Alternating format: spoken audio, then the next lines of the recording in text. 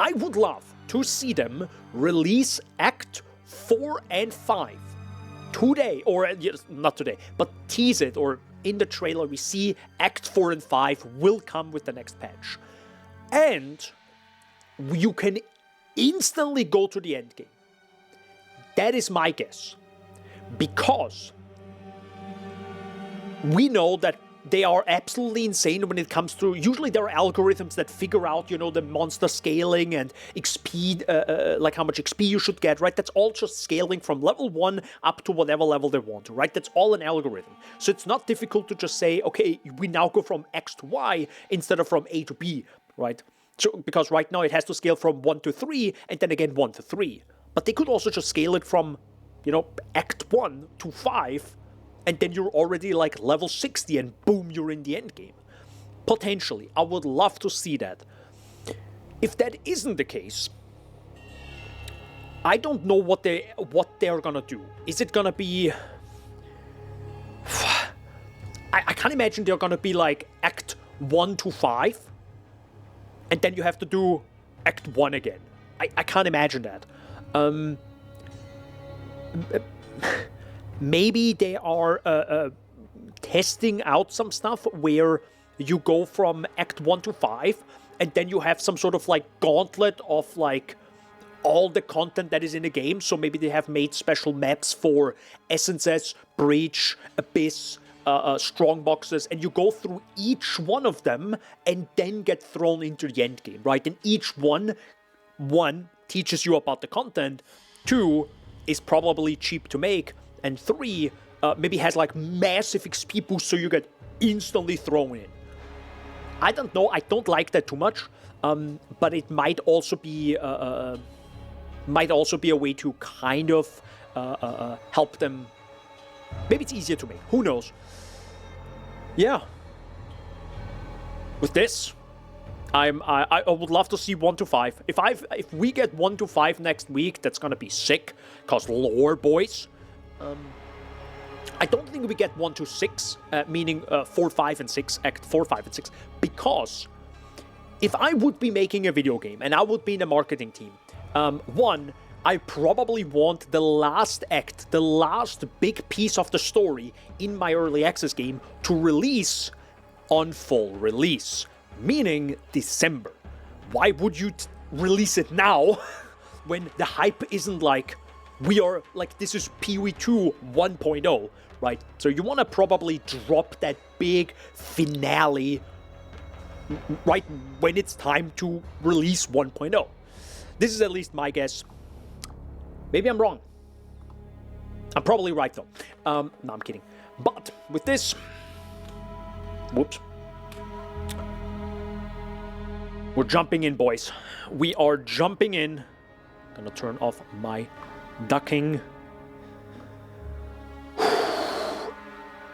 I'm excited. I hope it's loud enough. Let me know if it's loud enough. I hope it is. Here we go.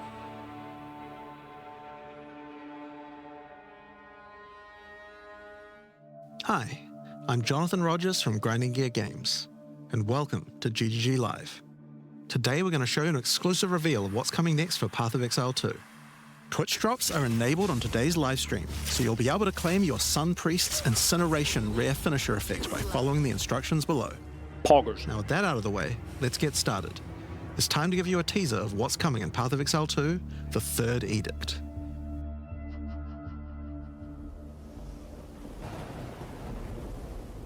Or a hero ship.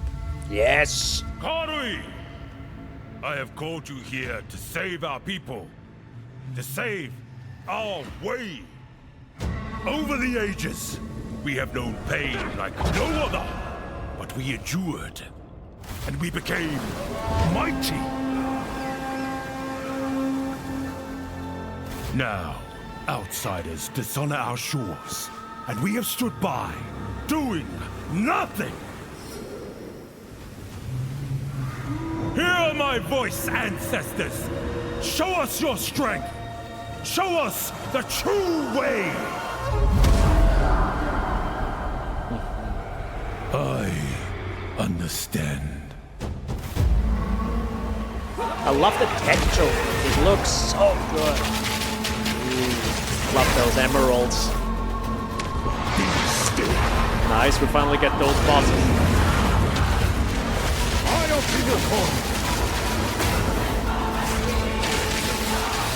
There's the Trial of the Ancestors music.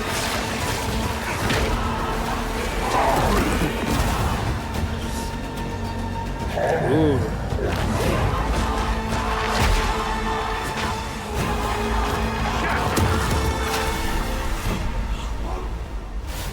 The true Makuramakoi will rise.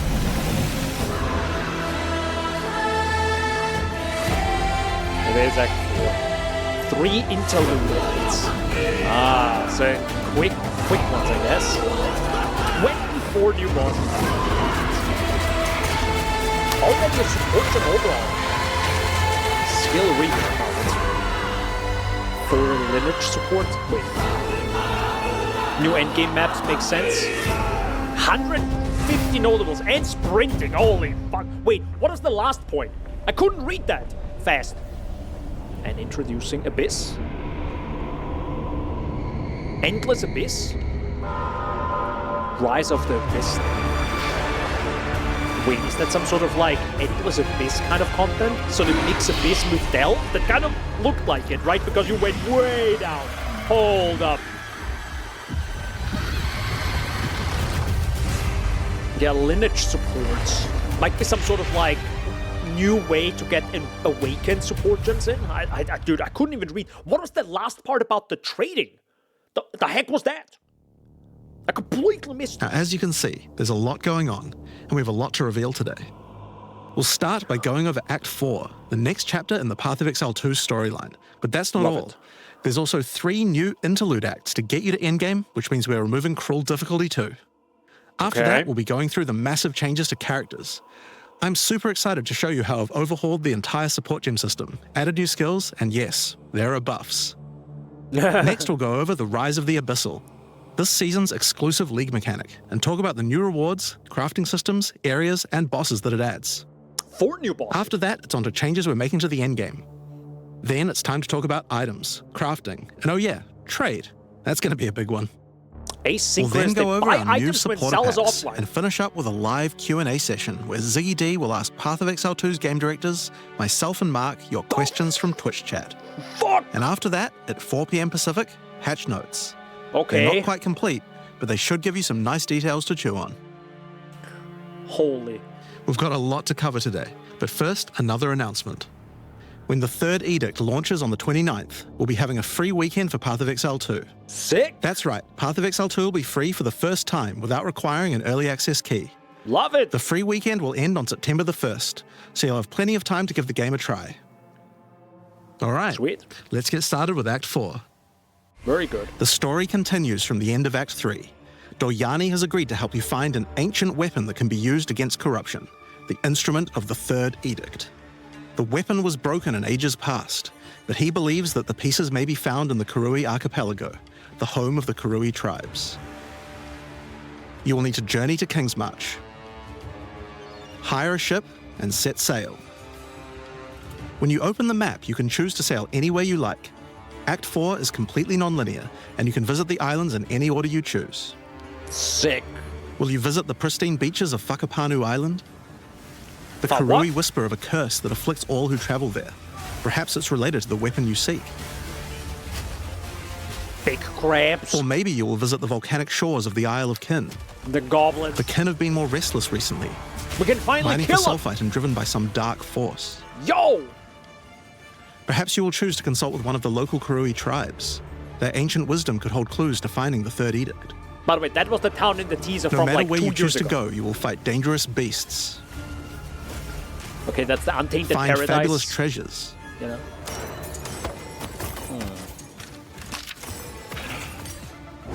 and battle incredible bosses. A challenger! Come, Yama sees your soul! Love There are it. 8 We islands just to made him a discover, boss. each teeming with its own flora and fauna. Act 4 contains over 100 new monster types, 16 new areas, 12 new bosses, and plenty of other interesting encounters. There's a huge amount to show, but we're not going to spoil too much here.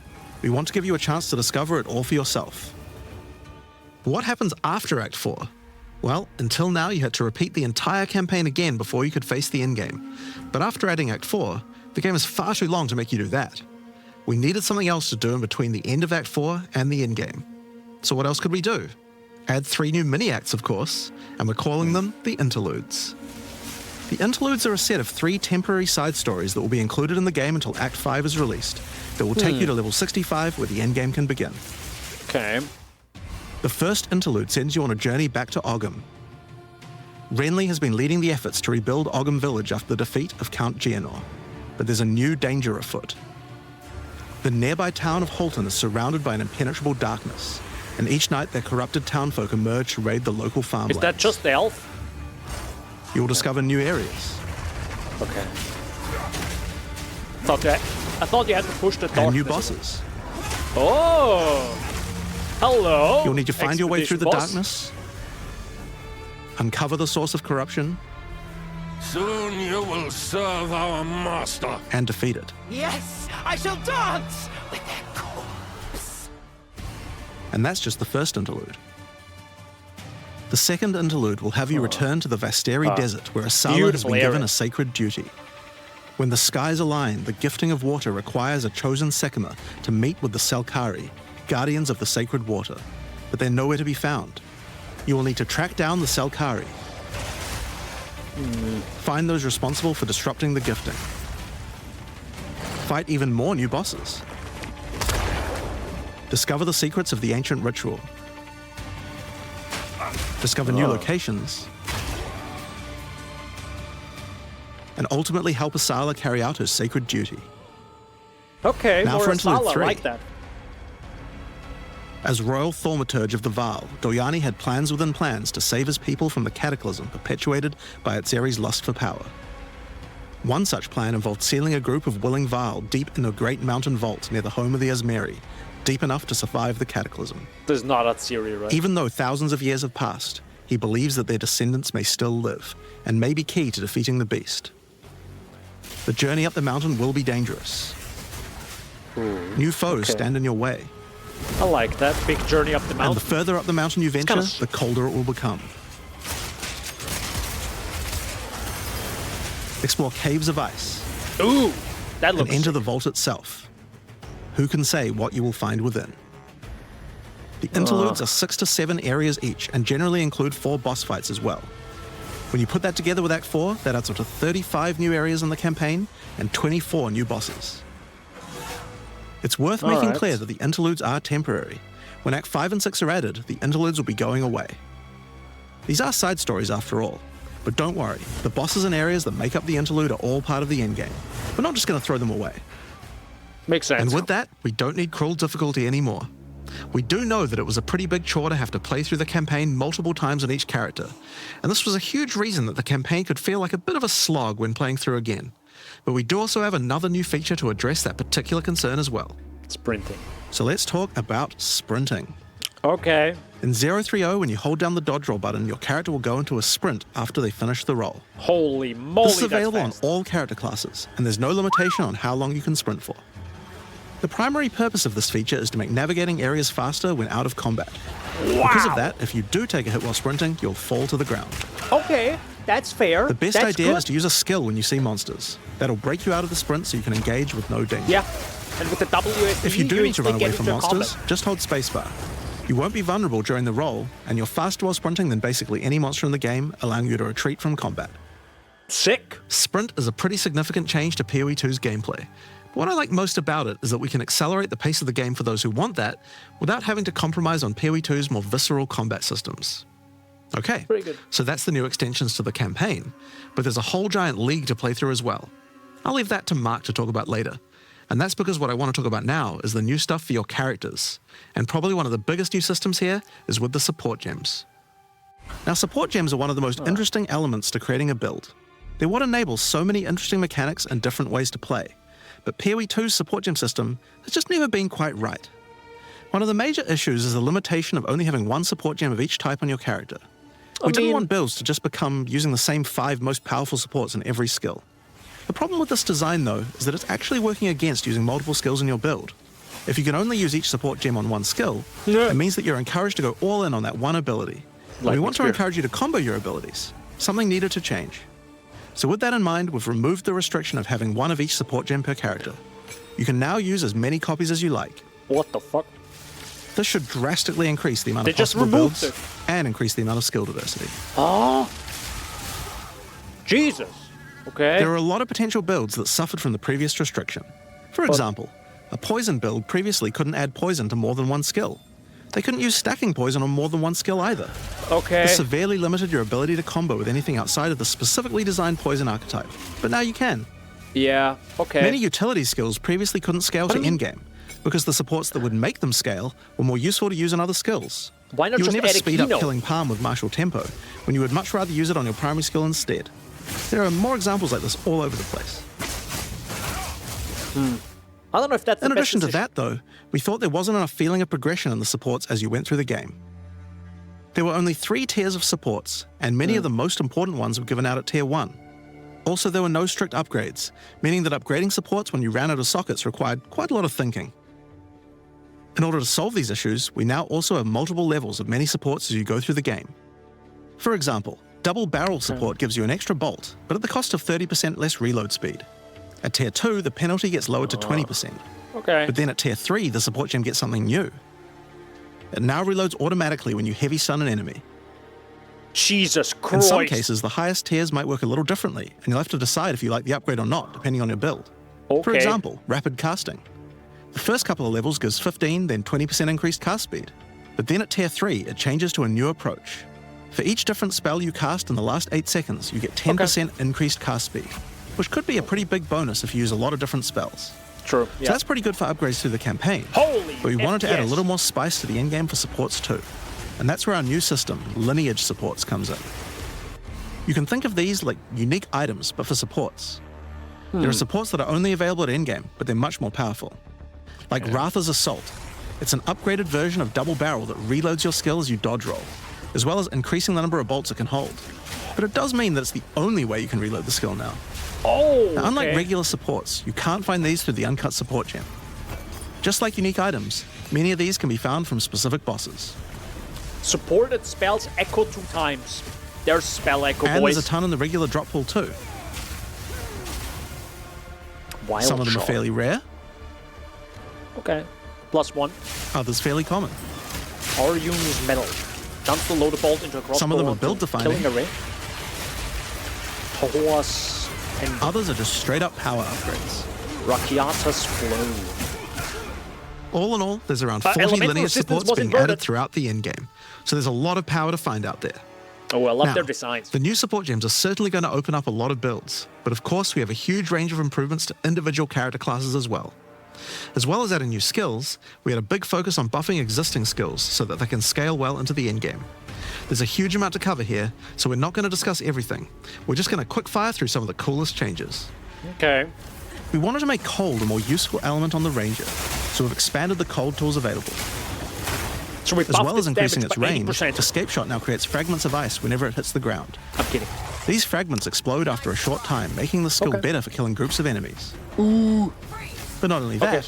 we added an ice fragment support that creates more of them when killing frozen enemies. Okay. Does it have the... It has And a the new buff AoE skill tag. called Ice Tip Arrows that allows all your arrows to create ice fragments. Lower the AoE. Make This it already smaller, gives clear to explode on- rangers wanting to on use ice. one enemy. But to take further advantage of the ice fragments, Freezing Salvo has been upgraded to shoot additional cold arrows towards every fragment, giving you a nuke-like ability. Huh. Okay, kind of cool. We've also modified Snipe to consume frozen from enemies, dealing a huge amount more damage, giving you a nice ice single target option. And something you might notice about this is that the bonus is a lot higher against bosses. This is actually a change you'll see throughout the entire game. Since it's a lot harder to freeze a boss, you should get a bigger reward for it. Fair. I like it. Another theme you'll see throughout the game is making movement feel better. Toxic Growth is a skill that was pretty cool, but a bit annoying to use with the jump that it had. Now Toxic Growth is a rain skill, so you can spam it more easily. Oh my god. We got And toxic we've also rain, added a new boys. poison skill while we were at it, called Toxic Domain. It creates a small area around you that makes all your attacks create toxic growth pustules, but attached to monsters. Huh. Another skill that was annoying to use was Electrocuting Arrow. It's now just a regular arrow, making it easier to use. But it also means you can support it with projectile supports. And it now also has Area of Effect, making it a tool for more than just single target, and allowing it to scale into the endgame. I like that. We also added a new spirit reservation called Mirage Archer. Oh my god. This is a meta skill that allows you to create shadowy clones of yourself. Let's to go. use a skill of your choice. Persistent, trigger, and meta. Okay, okay. Of course, one of the other big problems the Ranger had was survivability. Evasion was the weakest of the 3 defenses, and we wanted to change that. Currently, evasion doesn't evade all types of hits in the game, so you're still vulnerable to things like slams or unblockable attacks. To make evasion characters more tanky, we're adding a new mechanic called Deflect. Unlike evasion, Deflect works on everything, and if you successfully deflect a hit, you take 40% less damage. Items can now give you a mod that gives you some amount of deflection based on your evasion. Oh my And there's a bunch of it available on the passive tree too. Deflection is rolled in addition to evasion, so this is an upgrade for regular hits too. And unlike evasion, there's no maximum chance. Yeah, okay, you can reach evasion is not 100% busted, boys. deflect against all hits if you spec into it enough. Evasion was already good Of course, if you this just is a ran buff that helps fast. all dex characters, so the mercenary and fuck? the monk, but especially the huntress, are seeing big defense boosts from this as well. Speaking of defensive mechanics, let's talk about block and parry. Now, one of the big concerns on the release of the huntress was parry feeling unreliable. One of the big reasons for this is there's a lot of hits that are not blockable, and thus not parryable either. So a huge balance change we're making is that now everything is blockable, except for specifically unblockable red flash skills that bosses use. Okay. This makes parry much more reliable. Like big And not only that, one-shots but that to make don't block want and you parry to. nicer to use, you now also move faster than before while using these abilities. This That's is a good. massive buff to passive block as well. So to counter that, we did have to lower the max passive block a bit, but overall you should feel much safer. Fair. Fire skills on the warrior were not really cutting the mustard, so we decided Yup. we needed to upgrade a bunch of them, but also add some more as well. Let's start with a buff. Volcanic Fissure now branches into multiple fissures, giving it much more clearing potential. Nice. We've also added a new skill called Forge Hammer. This skill throws a molten hammer that does a slam at a distance. What the You can recall fuck? the hammer back by using the skill again if you like. But Yeah, the okay. cooler thing to do is to use a war cry near it. Using a war cry makes the hammer explode, making a bunch of volcanic fissures around. Uh-huh. Volcanic fissures re-trigger when you slam them, so it's a great skill to make a flaming arena to fight a boss. Jesus. It doesn't have We the also buffed projectile Perfect Strike tag, to have by a the much way. larger area of effect, Just FYI. and changed Molten Blast to not always force you to move forward. Trust me, it feels a lot better to use now. The skill now has massively boosted chance to ignite monsters as well. It's pretty And good, you're going okay. to want to ignite monsters due to a new glory skill called Ancestral Cry. Ancestral Cry charges up with glory by igniting monsters, invoking King Kaum's favor. After you do, use it to channel Kaum's ancestral power. Every attack will be ancestrally boosted with fire. Okay, Your boys, I very need my steps will 50-90 explode, for that triggering skill. volcanic fissures, and molten balls will erupt from your attacks. Holy! Warrior shield skills were another area we wanted to improve. Now that we've got sprint, we actually don't need to have a cooldown on shield charge anymore. And now also does more damage the further away you are when you use it. Wait, what? Okay. Shield wall got Lamau. significantly upgraded AoE. Hell yeah. Also, you can shield charge right through it to trigger all the walls. We also added a new shield war cry. Fortifying Cry gives you a defensive buff, but it also builds up charge on your shield that empowers your other shield skills. Okay. And Magma Barrier now doesn't require timing in order to use. Just wait for your Shield- shield to charge up and block. Shield only build when? Love it, Magma Barrier. Classic. Seismic Cry now stuns enemies that are primed Nice. to stun. Ooh, okay. And we changed the Sunder interaction with Armor Break. It now also gives a Sundered Armor debuff that makes enemies take 40% extra physical damage. Great for bosses. Ancestral Warrior Totem has undergone some pretty significant changes too. We wanted the skill to feel more like using an ultimate. That summoning an ancestor to fight for you was a big deal. So we've changed this totem to require 3 endurance charges to summon, and massively Fair. buffed its damage. It also now scales your weapon damage too.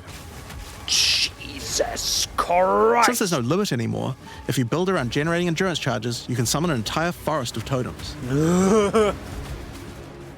In order They're to make quite that slow, easier, but, you know. we added some new sources of endurance charges. Get a better There's weapon. now a support to make perfect strike generate charges, and a support for generating endurance charges from heavy stuns as well. Love it. Good, good. Speaking of totems, we wanted to upgrade the Warbringer. Among the other changes we've made to this class, Answered Call now gives an extra totem, and the spirits have just been generally buffed in many ways. Use it Okay. with your limitless ancestral warrior forest to make an army of Karui that would make Tukahama proud. Also, did they update this arena? It We've looks also different. merged the Great Wolf Howl and Warcaller's Bellow support, so that you can get all the benefits with 1 point. Huh. And Encased in Jade no longer removes the Jade when getting hit, making it a much better defense. Let's go. Next up, let's talk about accuracy. Accuracy was always intended to be something that warriors didn't need to care about very much so long as they're in close combat. But unfortunately, that's not currently the case. This was particularly annoying with skills like Bone Shatter, which you certainly don't want to mess with. Yeah. So we significantly buffed your chance to hit at close ranges when you don't have much accuracy. Warriors shouldn't require any accuracy investment in order to hit with close range attacks now. Sick. We also wanted to improve armor. Now, one of the major weaknesses of armor is the inability to defend against elemental damage. In order to mitigate this, we're adding a lot more of the stat that allows your armor to defend against elemental damage. It's now available on items and in a lot more places on the passive tree. My God. One of the most important improvements we've made in 030 is to declunk the action and flow of shooting crossbows. Wow. You can now reload crossbows without any movement penalty. Love it. Let's But go. not only that, all skills that can be used while moving now slow you for a shorter amount of time. This change benefits everyone, not just crossbow skills. With both of these changes put together, the run and gun playstyle feels much better. Yep. Let's go. It's hard to full explain how characters. important this change is for the feel of the class. Ooh. The Mercenary is also a good chance to talk about how we're rebalancing to make comboing skills much better. Take Shock, for example. It buffs damage and lasts 4 seconds right now, but that isn't really giving you enough time to take advantage of it. If you're going to add a lightning skill into a build that otherwise wouldn't use one, we need to make mechanics like this much better. So we've increased shock duration on monsters to last 8 seconds, Wow. Okay. and skills like Plasma Blast, which are intended to be good at shocking enemies, now increase the damage bonus by a lot more. You'll find changes like this Excuse all me. around Was the it game. 300,000 damage? Chill now lasts 8 seconds, giving you more of a reason to weave in cold damage. Freezing skills are better at freezing. Love it. Burning skills need to cause burns that last longer. But making skills like Permafrost Bolts and Incendiary Shot double down on how they're supposed to be used, it makes using them in your build alongside other skills much more likely. Very good. We're also making sure to buff specific combos too. The freeze explosions from frag rounds now chain to nearby enemies. Oh. And using high velocity rounds with Armor Break will now fragment the opponent's armor. This causes monsters to take a portion of high velocity rounds damage with every subsequent hit, even tiny pellets. So that means following it with a shotgun blast is way more effective. Now there's a lot Okay. more buffs to crossbow skills, but for now I'm just going to talk about the new one we added, the Mortar Cannon. Hell yeah. This one lets you socket any grenade skill, and using it will summon a cannon which loads and then fires the grenade you choose. Oh my God. Dude, this Another is issue on the Scissorin's new Mercenary play, were banners. new They were just skill. not very good, so we're doing a big upgrade to them. They now So last instead of longer, explosive don't arrow, disappear it's when just moving out of mortar. them, and we removed the Valor mechanic. They now just give a much more consistent and stronger buff, and you can use them when you get enough glory. Okay. On which, one of the main to try focuses was making various minion types more useful to use together. Melee minions in particular were just not that great compared to ranged ones. No. As a starting point, we just straight up removed the requirement for minions to have accuracy. Okay. Attack minions now always hit, which makes them way better. Okay. Brutes got some good numeric buffs, but we also added a new command skill where they do a war cry that intimidates enemies and detonates any frozen monsters and allies around you in a big cold explosion. Okay. Pretty cool, I guess. We've also changed the Frost Mage's command skill to an ability that adds ice armor to your other minions, adding a layer of defense. And it Let's makes them see. deal cold damage back to the attacker as well. The ice armor also makes the minion count as frozen, so the Brute's war cry can detonate them too. Yeah. Unearth was changed to work on corpses of your dead skeletons, allowing you to summon the minions more easily in boss fights. Good. And they also got a new jump ability, allowing them to get into combat faster. Oh, that's Ray's very Spectre good. was also feeling pretty weak for the spirit cost they have. To be honest, we were a little afraid of these when we first balanced them. We've both decreased the spirit cost for a large range of monsters, and have significantly increased Spectre damage too. They should feel a lot more impactful. Good. There's also a lot of new spellcaster weapons with newer cult skills, but I'll just talk about one of them that I thought was particularly cool. The Reaping Staff is actually a wicked scythe that gives you a new ability called Reap. When an enemy is low in life, you can dash forward and rake enemies with the scythe to cull them instantly, healing you. Okay. You can also inflict critical weakness on enemies too. Neat. Now, there's a lot of balance changes in the Witcher's Ascendancy classes, but I'll just talk about 2 of them for now. On the Blood Mage, you were previously required to spend your first points on Sangomancy, which really was supposed to be the downside for being able to access the powerful abilities on the rest of the class. In order to make picking the Blood Mage a better early option, we've made Sangomancy free, unlocking the power of the rest of the class immediately. Excuse me, On the what? Infernalist, the Demon form wasn't something people were really using because you lost your weapon stats while transformed. Well, you no longer do, so it's a much better option now. Okay. On the Monk, the Wind skills needed a big upgrade for sure. Staggering Palm can now stack up its duration if you use the skill multiple times in a row, so you can keep the effect of all your skills throwing up wind much more easily. Haven't played enough Monk to understand that. Wind one. Blast had the purpose of building up to dazing an enemy, but dazing just wasn't worth all that effort. Now it just dazes on hit, meaning a single Wind Blast will make all your skills stun enemies more easily. Oh! Following up with Vaulting Impact on a dazed enemy previously did a bunch of stun. Now it allows you to break your enemy's stance. When their stance is broken, following up with a fast attack will do way more damage. Pretty A good. cool build that certain people always enjoyed in PoE 1 was hand-to-hand combat, but until now we just didn't have a real way to make it viable. Well, that changes now. Holy The Monk, shit. as a true martial artist, now has the ability to learn the Hollow Palm technique. They The added keystone that lets you use all Palm, quarterstaff bro. skills while unarmed. All quarterstaff attacks now have a special unarmed version, and you get further bonuses to all your attacks from stacking Energy Shield and Evasion on your character. God! No way. A new keystone we also added to the Monk section of the tree is Walker of the Wilds. This changes Mana Leech to work with elemental damage instead of physical, which Oh is my pretty useful God. for all those elemental attacks the Monk has, but it works well for the Ranger too. Uh-huh, yeah. Fuck yeah, it Now, does. one of the least used Ascendancy classes in the game is the Acolyte of Chayula, This so we Mana knew we Leech needed to make some problem changes here. solved, boys. One of the key things we had to do was make the chaos damage that the Acolyte can do much more useful. So we've added a new skill, allowing chaos damage to ignite, shock, chill, and freeze, embracing the elemental prowess of the Monk in a truly chaotic fashion. Excuse me, everything? In addition, he can make all of his chaos damage leech. And Okay. we've buffed Into the Breach and Embrace the Darkness by moving the effects of the 4-point nodes into the base skills. Wait, isn't it Chaos Damage Leech the same as original He also Sin? gains a new notable, Grasp of the Void, which leaves void illusions behind you as you dodge roll.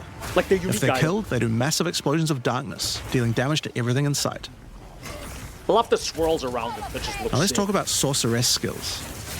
One of the things we wanted to improve on the Sorc is the ability to use multiple elements together more effectively. Uh-huh. Now, this might seem small, but one of the things pushing you towards using a single element is debuffs like Elemental Curses, which lower resistances of a single element.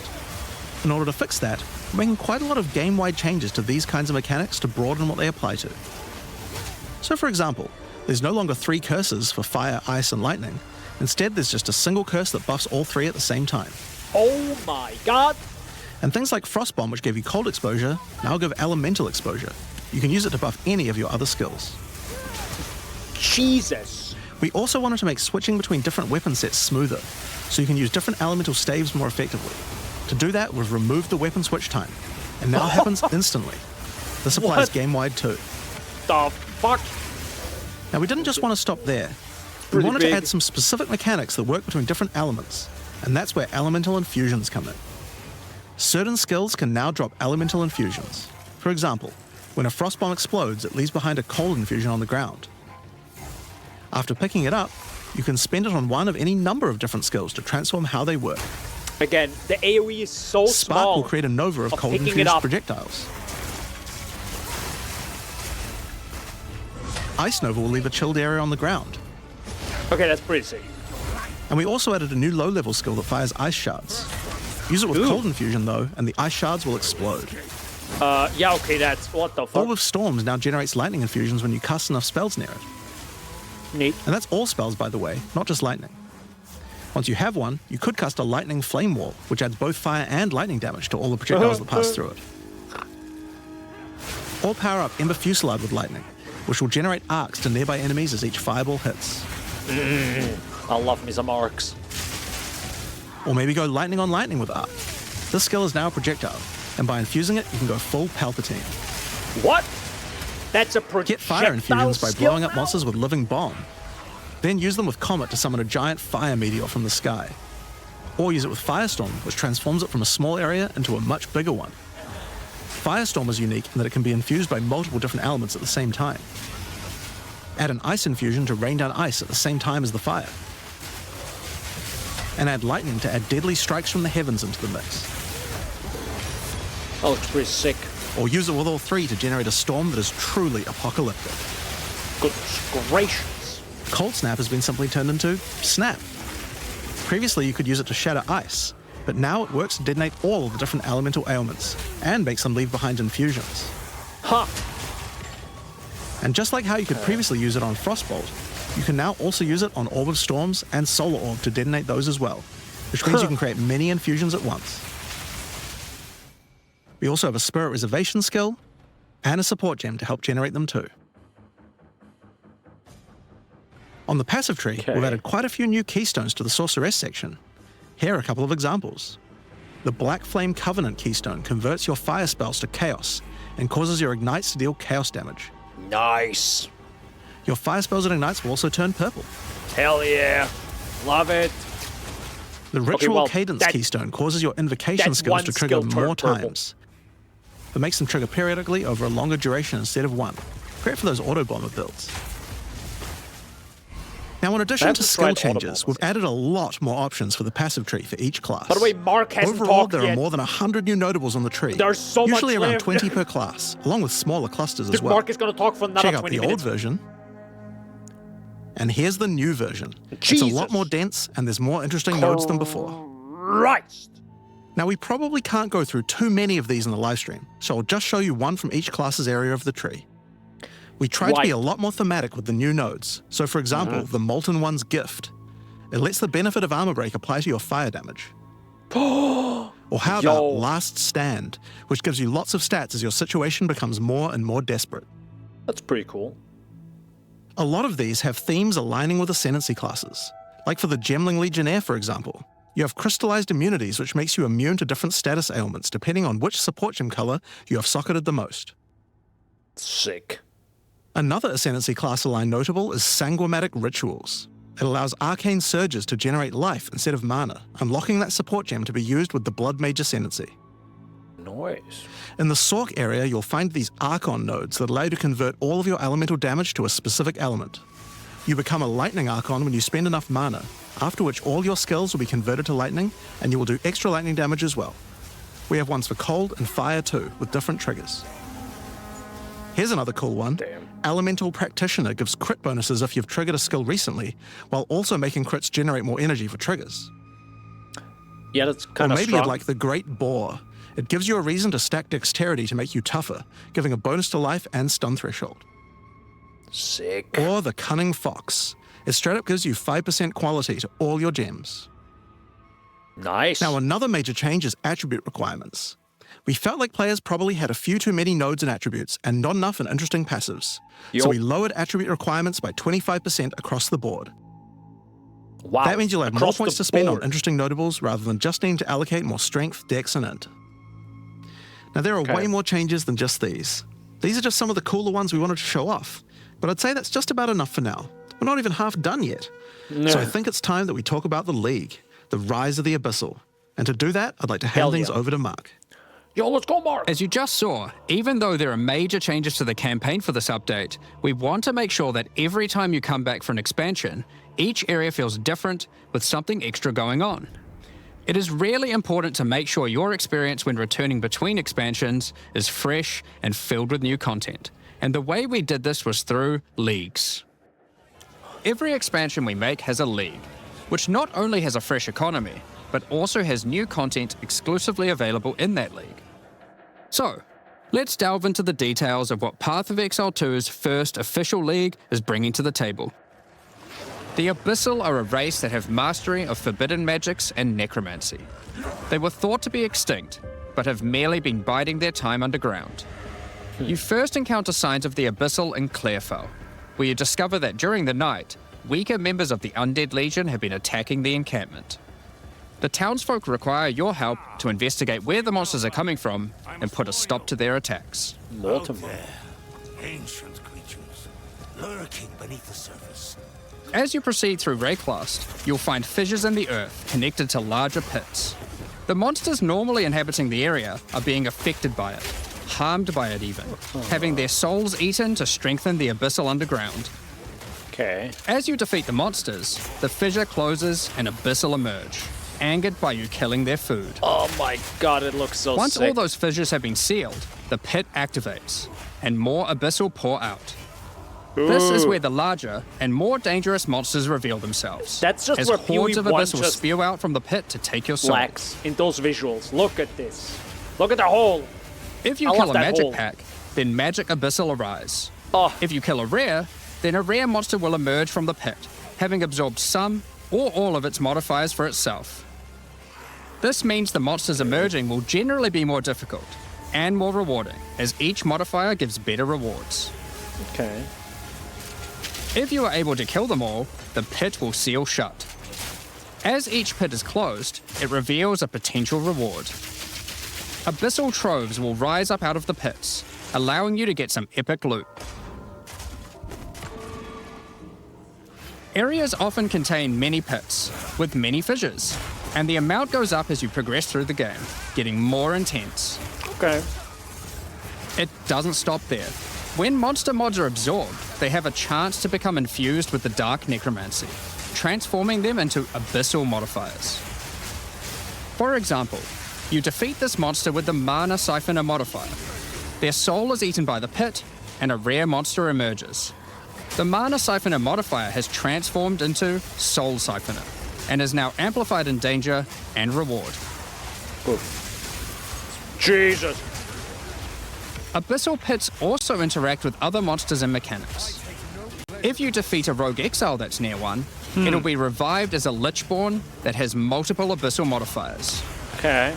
Lichborn exiles even have their own unique jewel they can drop, if you are lucky enough to encounter and kill them.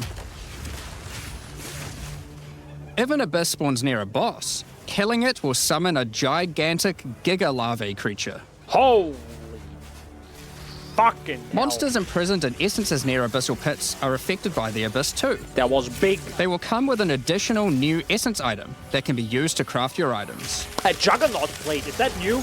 So, Marhel. that's your bread and butter of the Abyssal League. Kill surface-dwelling monsters, kill the emerging abyssal, close the fissures, overcome pit encounters, and reap the rewards. There's a lot more to this league, however. As you complete abysses, you can find ancient pieces of bone, preserved from the remains of fallen Lichborn. These are one of the many rewards for your mission to seal the pits. Okay.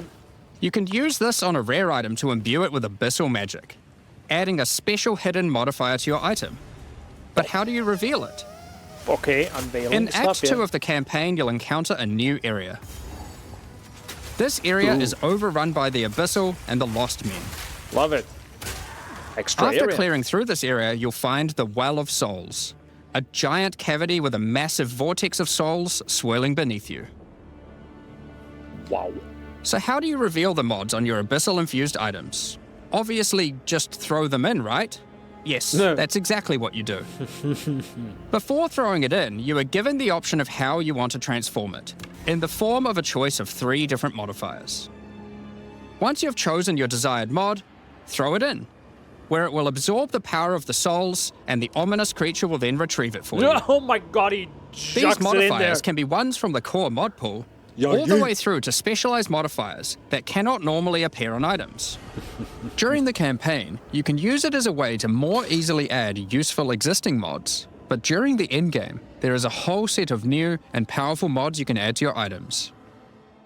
Like Okay. this mod for crossbows that allows you to place an additional ballista totem, Nice. or this one that adds spirit to your staff, That's a lot of spirit. or this one that allows you to generate more combo with your quarterstaff skills.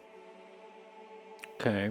And speaking of endgame, you can also use the system to craft waystones. Oh no, they... With a preserved vertebrae fused into your waystones, you can get some new modifiers that push difficulty and rewards to new heights. They reintroduced Scourge mods. Here are some examples of those mods. You always get a choice of 3, so you can avoid anything you don't think your character is capable of. With this modifier, the natural inhabitants of the area are all spawned near abysses, and there are up to 9 additional abyssal pits in the area, making it just a full-on abyss ruckus. Or this one, which causes the final abyssal pit in the area to always result in a boss encounter, be it either one underground or one that emerges out. There are dozens of these waystone modifiers in total you can get from this crafting. Dark Domain, okay. That covers the new crafting mechanic. So what's left?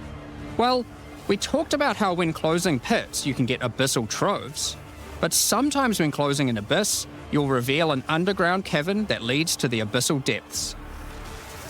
After jumping into the depths, you'll find an abyssal city, swarming with legions of the undead. Finally, more When lore about underground, Abyss. every single rare abyssal enemy will have an abyssal modifier. Good And at the end of the Lord. dungeon, you'll even find a rare with a more powerful Lichborn modifier. Once you're able to defeat this powerful rare, That was you can just a also Seraphim. find some nice rewards. Shaper.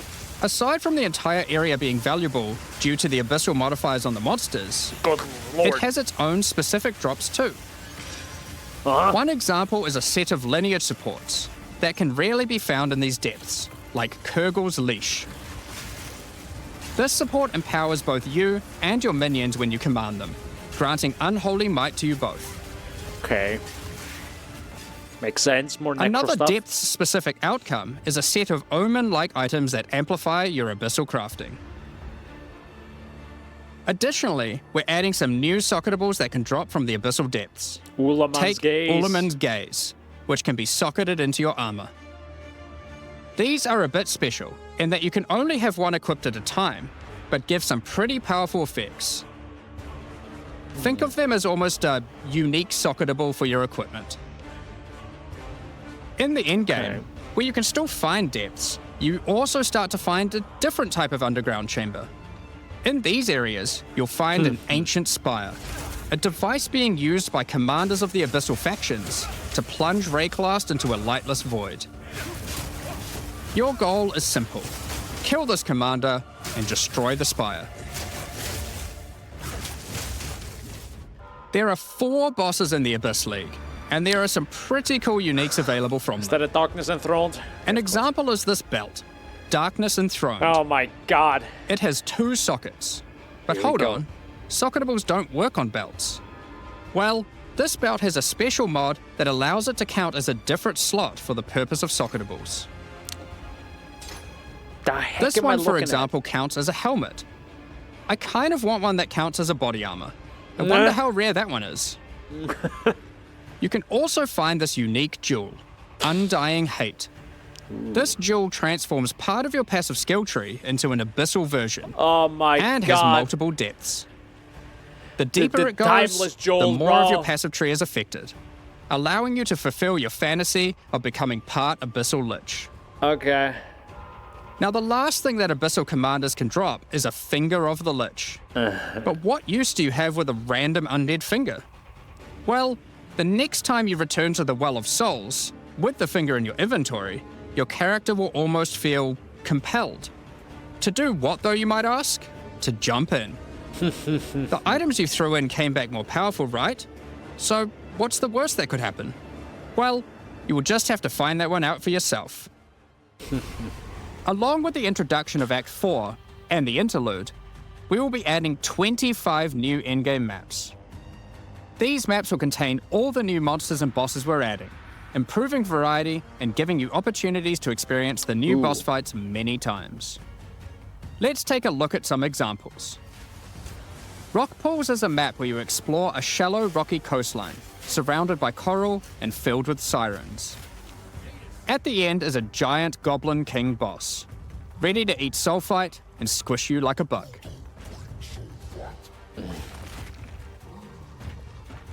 Holton is an Ezomite township which has seen better days. Explore and clear the township to find a gothic, Reaper-like boss, with the ability to manipulate storms and fry you with both lightning and wither you with chaos.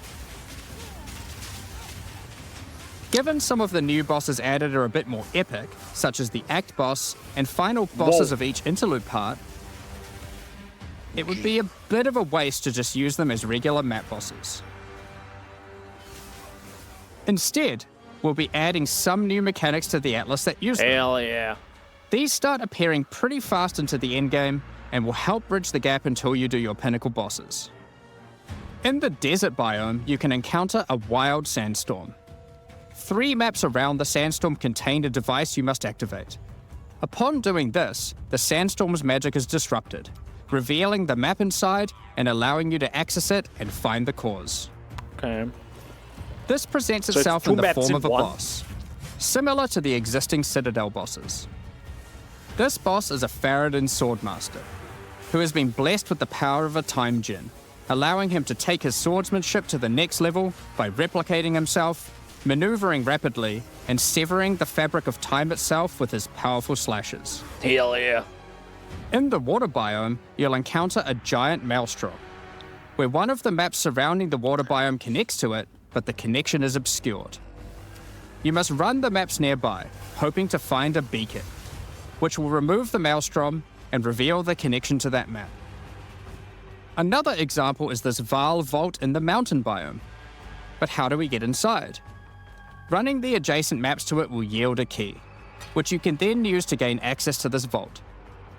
Or, you could just trade for one, I guess. Use the key to dispel the powerful force field surrounding it, leading to the Vaal Elite and their rewards inside. These all contain Uber versions of the Act 4 boss, and the bosses at the end of each part of the interlude. And each have their own exclusive drop pool of new lineage supports, That was a sick which, as animation. Jonathan spoke about earlier, are powerful support gems that modify your skills in pretty crazy ways.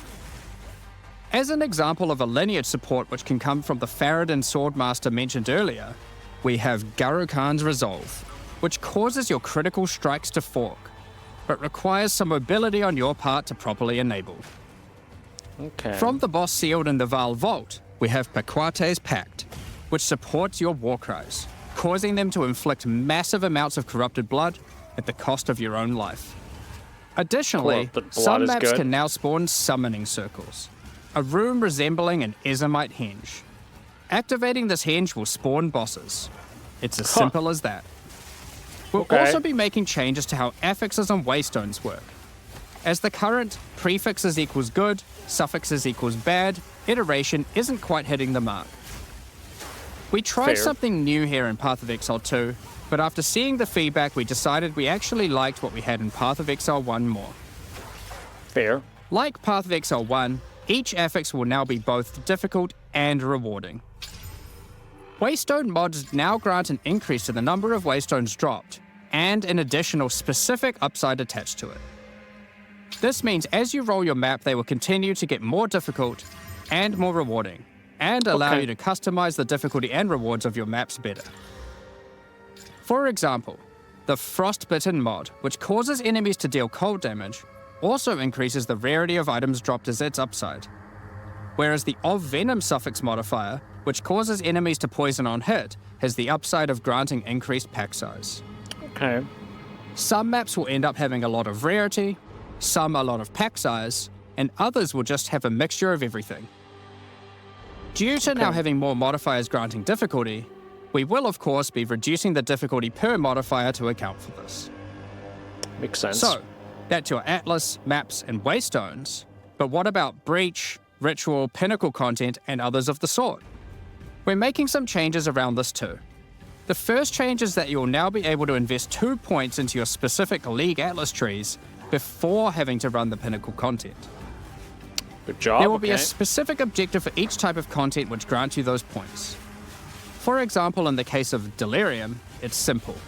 You just need to find Jesus. and kill one of the bosses in a map, Omniophobia or Kosis. Good. The rest of the points for each content come from the Pinnacle content. Makes but we're sense. making some changes to accessibility here too. Good. Currently, access to most Pinnacle content requires the same key at the easiest and most difficult version of the content. This creates a negative feeling where at lower difficulties, instead of wanting to run the content, you're often better off just selling it to someone who can run it at maximum difficulty. To address this, each content will now drop splinters, which will not form into singular items. Instead of using the singular combined item in the realm gate, you can now just bring your splinters. Upon inserting the splinters into the realm gate, an interface will appear, allowing you to pick your difficulty, and you'll notice each difficulty has a different entry cost. Okay. This means if you want to run easier difficulties, it costs less, which also allows you to run this content much sooner into the endgame. Sure. Because Good these choice. encounters now just require splinters, their corresponding atlas tree no longer affects the difficulty of them, and has been changed to purely affect the content and maps on the atlas. The Arbiter of Ash works a bit differently. Okay. Instead of requiring splinters, he still needs crisis fragments. We now have only 2 difficulties of the Arbiter. The first, requiring the existing fragments obtained from citadels. The second, Uber Arbiter, requires calamity fragments. These come from citadel bosses also, but only once you've allocated the maximum number of points in your boss atlas tree, ensuring those citadels are at their highest difficulty level. Fair. Since we're talking about pinnacle content, we also felt that the leveling curve in the late game was a bit too steep. We've smoothed this out a bit so that it's easier to get to the mid-90s. We've also added some new in-game unique items. Let's take a look at a couple. Thunderfist is a pair of gloves that grants Crackling Palm, a skill which empowers your unarmed attacks, granting the ability to call down the storms themselves on enemies you hit. Okay. Put simply, literally every monster you hit with your unarmed skills will be struck by powerful lightning. Pair this with the aforementioned Hollow Palm technique to embrace your true unarmed prowess in combat. Another unique we're adding is Henekura's Sight. Hello? Equip this amulet to be granted the power of the Mother of Death herself. By the way, that was a very This is high reflected by resolution granting you a close-up skill of Henekura, called by the way. Foresight. While you have very high Foresight, resolution. your dodge roll no longer avoids hits. But instead, being hit while dodge rolling restores you to full life and makes you unable to die for a brief period of time. You'll notice when this does occur, a copy of your character appears and takes the full damage. This is you seeing that future, as if you hadn't been wearing the amulet. Ultimately, your in-game experience should be more streamlined. With new content to find, you'll be able to invest in your atlas trees sooner, engage with pinnacle content faster, have less FOMO running said pinnacle content, reach higher levels easier, and do all of that while finding many new chase endgame items. Talking about finding items is one thing, but what about crafting them? Okay. We've taken a step back and looked at some of our crafting systems to make some notable improvements. Let's start with essences, which suffered from an issue where the regular essences were effectively useless and didn't give players the tools or excitement that a crafting system should provide. To alleviate these concerns, essences are being changed in a few ways. Firstly, they're being changed to function like regals and add specific modifiers with specific values, meaning you know exactly what you're going to get. We found that players were often bottlenecked by regal orbs when crafting in the campaign, so this helps to fill that gap, allowing you to better upgrade your items. For example, this Lesser Essence of Flames, which will be able to add a flat amount of fire damage to your magic martial weapons. Secondly, we're adding many more tiers. That Lesser Essence of Flames, for example, has a regular variant and a greater variant too, adding even more fire damage with each upgrade. Sweet. The intention of this is so that when you find one early on, you don't worry about holding on to it till later to use on a higher level item. You should feel free to use them as they come to get powerful upgrades during the campaign. Sweet. Lastly, our highest tier of essences, now called Perfect Essences, will function like a Chaos Orb instead of a Regal. So it will replace one of the modifiers on your rare items with the specified mod, Okay. such as this Perfect Essence of Flames. You'll notice this one doesn't just add flat fire damage like the ones before it. The Perfect Essences often give something a bit different, with some opportunities to be pretty damn powerful. There are many different essences, each with many tiers, covering many of the more core modifiers you'd want on items early on, through to chase specialized ones for in-game. Speaking of in-game, we That was a really fast wanted to character, expand by our the way. crafting options for late in-game crafting projects. You might have noticed that at in-game, you get way too many transmutes. Wouldn't it be nice if some of those didn't drop, but instead you got something a little more powerful? At higher levels, you can now find Greater Orb of Transmutation No! and Perfect Orb of Transmutation. Dude, These can I be used don't on normal know, items man. to upgrade them to magic, ensuring that the modifier generated is of a minimum level. This is similar to how you find higher tier items on the ground, but for crafting. These higher tiers will also exist for Orb of Augmentation, Regal Orb, Exalted Orb, and Chaos Orb, meaning you can get all of the orbs required to take your item from normal rarity to a fully completed rare with guaranteed high tier mods. I don't know, man. On top of these new core crafting currencies, we wanted Okay. to make sure there are powerful crafting bases to use them on. Now in endgame, you can start to find exceptional items. These are items that drop at normal rarity and are perfect for your from-scratch crafting projects. They can come with extra quality, up to 30%, or an additional socket to use your crafting socketables in. And yes, they can be corrupted for yet another socket. You can also get exceptional unique items. To add even further to your crafting arsenal, we've added a whole suite of new omens to ritual content, and removed some of the more unimpactful ones that weren't being used. Some of the new omens include the Omen of the Ancients, which will cause your next Orb of Chance to not destroy the item, but generate a random unique of the same class. Or the Omen of Sanctification, which is my new favorite. This will cause your next Divine Orb used on a rare item to reroll the values of its modifiers, allowing it to exceed the normal minimum and maximum values, raising the ceiling on the new most powerful rare items in the game. This Omen will also cause your item to become sanctified. Sanctified items cannot be crafted, just like corrupted ones, so consider carefully when you use this. Makes sense. Another is the Omen of Chaotic Monsters, which will cause your next Chaos Orb to reroll all modifiers on a Waystone, allowing you to fix your maps if you get some modifiers that are not feasible for your build. What? Besides these examples, I missed there is that a one. huge variety of new omens for you to discover in your ritual encounters. With the release of Act 4, notably Okay. taking place in the Karori Archipelago, you'll be able to now find a new currency item, Of course. Henikora's Lock.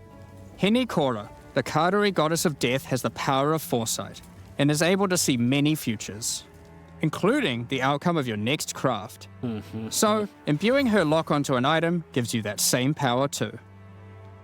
For example, you'll know whether or not to use an Exalted Orb on your item, as you will know exactly what the outcome is.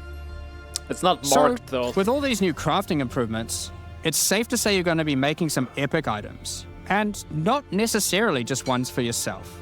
So given that, it's time to talk about a massive one. Trade. Yup. It's finally here. The moment we've all been waiting for. Fully asynchronous trade. Over the years, the way players trade with each other in Path of Exile 1 has morphed from using the forums, through to the in-game chat, all the way through to using the website. Love that These old systems, school in all their footage, bro. iterations, work for a while, but with each iteration, new problems eventually reveal themselves. Be it requiring you to be in your hideout too much instead of out there killing monsters, or never getting responses from people who are either AFK or just can't be bothered. In order to finally solve this, and this has been a long time coming, we're adding a new system that allows you to buy items from other players without requiring the seller to be present.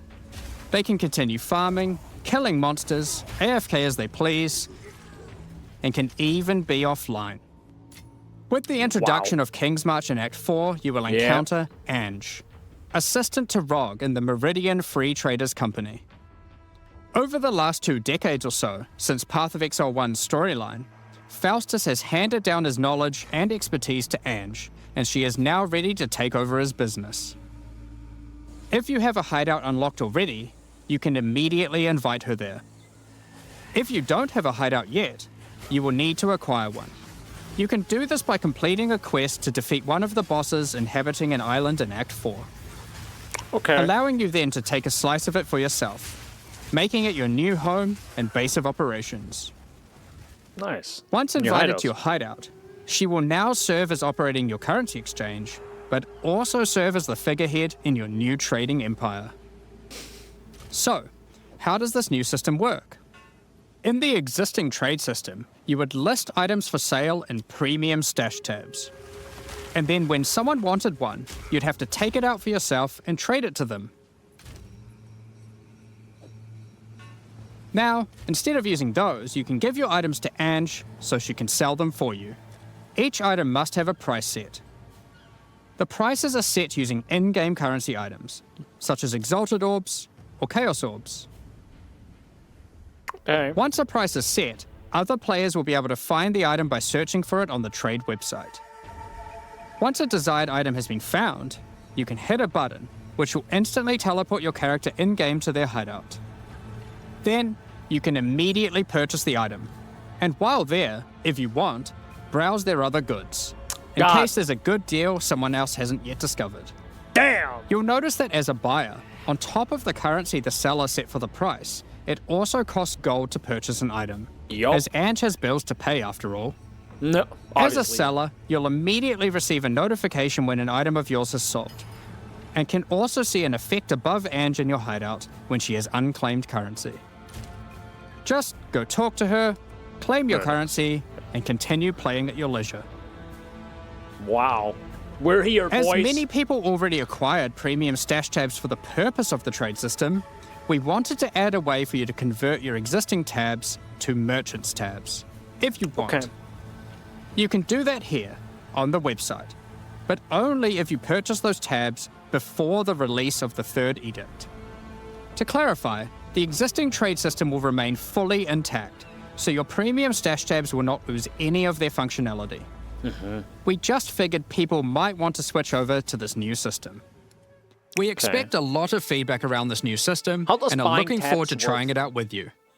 As we are not able to test internally with an entire, thriving economy, there will certainly be some kinks to work out. Of course. Based on how the system goes, we will be adding it to Path of Exile 1 when ready, so any of the tabs you purchase Hell will yeah. also be usable there later. Poggers. Next up, we're going to Bless be 'em. talking about our new supporter packs. Let's Today, go. we're launching 2 new series of supporter packs. The Justice and Trathan Executioner packs. Each tier contains the pack's full face value in points, alongside several exclusive microtransactions. That's a As gorgeous always, griffin. the microtransactions in these packs are purely cosmetic Bird. and do not affect your character's power or progression in any way. The Justice series of supporter packs contains 6 exclusive microtransactions. Claim glory after defeating enemies, or inspire your allies by calling down the Banner of Justice portal. Okay. The Sphinx Mystic hideout decoration will identify items for you, displaying them as it does so. This ancient creature has been presented with many items over the eons, so has some strong expressions to make on the quality of your wares. Become a true warrior, worthy of delivering the justice of the eternal gods, with the Apostle of Justice armor set. That does look pretty This sick. armor set also comes with a matching back attachment, containing a set of scales to measure your worth. Okay, that's a bit much. With the Apostle of Justice finisher effect equipped, the Goddess of Justice herself will appear to decide Oh on a my verdict for slain unique enemies. God, they brought... Witness as she decides the fate of your slain foes. Will they ascend to be amongst Oh the gods, or be banished to the underworld? By the way, they have a high-resolution version of her now. Just the Griffin FYI. fledgling pet will be your courageous companion as you journey throughout Red Class. Just letting you guys know. Take your place in the skies in the I talked plateau about of the gods hideout. What could be This Dewey, hideout right? comes with many different sections Because for of the setting logo. up your home or She's base of here now. operations. We're only missing Innocent. In order to travel between Well, them, so you large simply and just luminous. need to walk off the edge. By the way, that's a Like gorgeous a true fucking hideout. eternal god, you can float between the mountains on the clouds themselves. Wow. The That's a Trathan little bit Executioner similar to pack the series unique, also contains 6 mech we exclusive have in QE1, microtransactions. right? The Trathan Executioner finisher effect is a brutal display of Trathan might, crushing slain unique enemies as if they were bugs beneath your heel. As a Trathan Executioner, you're the perfect master for the ever-hungry carrion raptor pet. It has taken a particular liking to the taste of other pets, and at your command it will swoop down and eviscerate them, proceeding to satisfy its hunger by feeding on their corpse. Okay, The nobles of the 4 major Trathan houses had their mercenaries, but if their hired hands became notably irritating, they'd have to call in the Trathan Executioners. You can now embrace their methods and become brutality incarnate with the Cruel Trathan Executioner armor set. The matching Cruel Trathan Executioner cloak will shroud you in scarlet as you crush the skulls of your enemies and leave a trail of blood behind you as you build up a kill streak. Okay, that's Or a bit much. use the but alternate variant to simply put a skeleton on your back. sure, Be fine. bathed in blood as you mutilate monsters with the Cruel Trathan Executioner character effect. The swirling blood increases in volume as your spree of slaughter continues. Both this effect and the cloak use the same kill streak for tracking how much blood is shown. After a long and tiring day of executions, enjoy a relaxing game of dice with the Goblin Gambler's Hideout decoration. They'll definitely be playing fair, right? The Pulverizer map device brings a horrid efficiency to punishing the damned of Trathis. Each map you open will execute the next victims. This map device in its true ruthlessness tracks the total number of monsters killed, your kills per second, and your largest kill streak up to the point of the map being completed. Oh my god. This is then and displayed on the time. leaderboard, so you can take a measure of you and your friends' violence at the end of each map. Oh my god, it has a timer, Additionally, guys. any microtransactions from the supporter packs will be made available for use in Path of Exile 1. I need it. That's enough about cosmetics. Let's get into the Q&A. Yo, But there is a firstly, Q&A? I want to give a huge thank you for your ongoing support. We're just about to start the Q&A with Ziggy D. Afterwards, at 11 AM NZ time, or 4 PM Pacific, we'll post Path of Exile 2, the Third Edict's patch notes. With the release at the end of next week, our community team will be posting crucial information you need for the release. Keep an eye on the news. Thanks for joining us today and checking out our latest developments. We're looking forward to seeing your experiences with Act 4 and its new bosses, fighting the Abyssal, trying new builds, and crafting new items. We'll begin the Q&A shortly, so please get your questions ready. Holy, that was long. God damn. God damn. Yep, that was one hell of a Q&A. Holy moly. 3 hours and 48 minutes. And I think the first... So that's 3 hours of just raw content they have been pretty much cooking up. Wow. Wow. Sweet.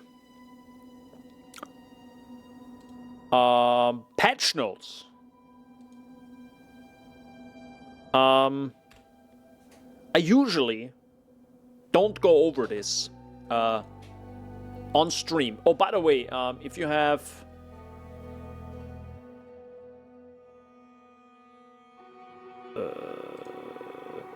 Sun Priest. Yes. By the way, drops and rewards, FYI. So go to your twitch.tv/drops/inventory if you want to claim your reward. So just FYI on that.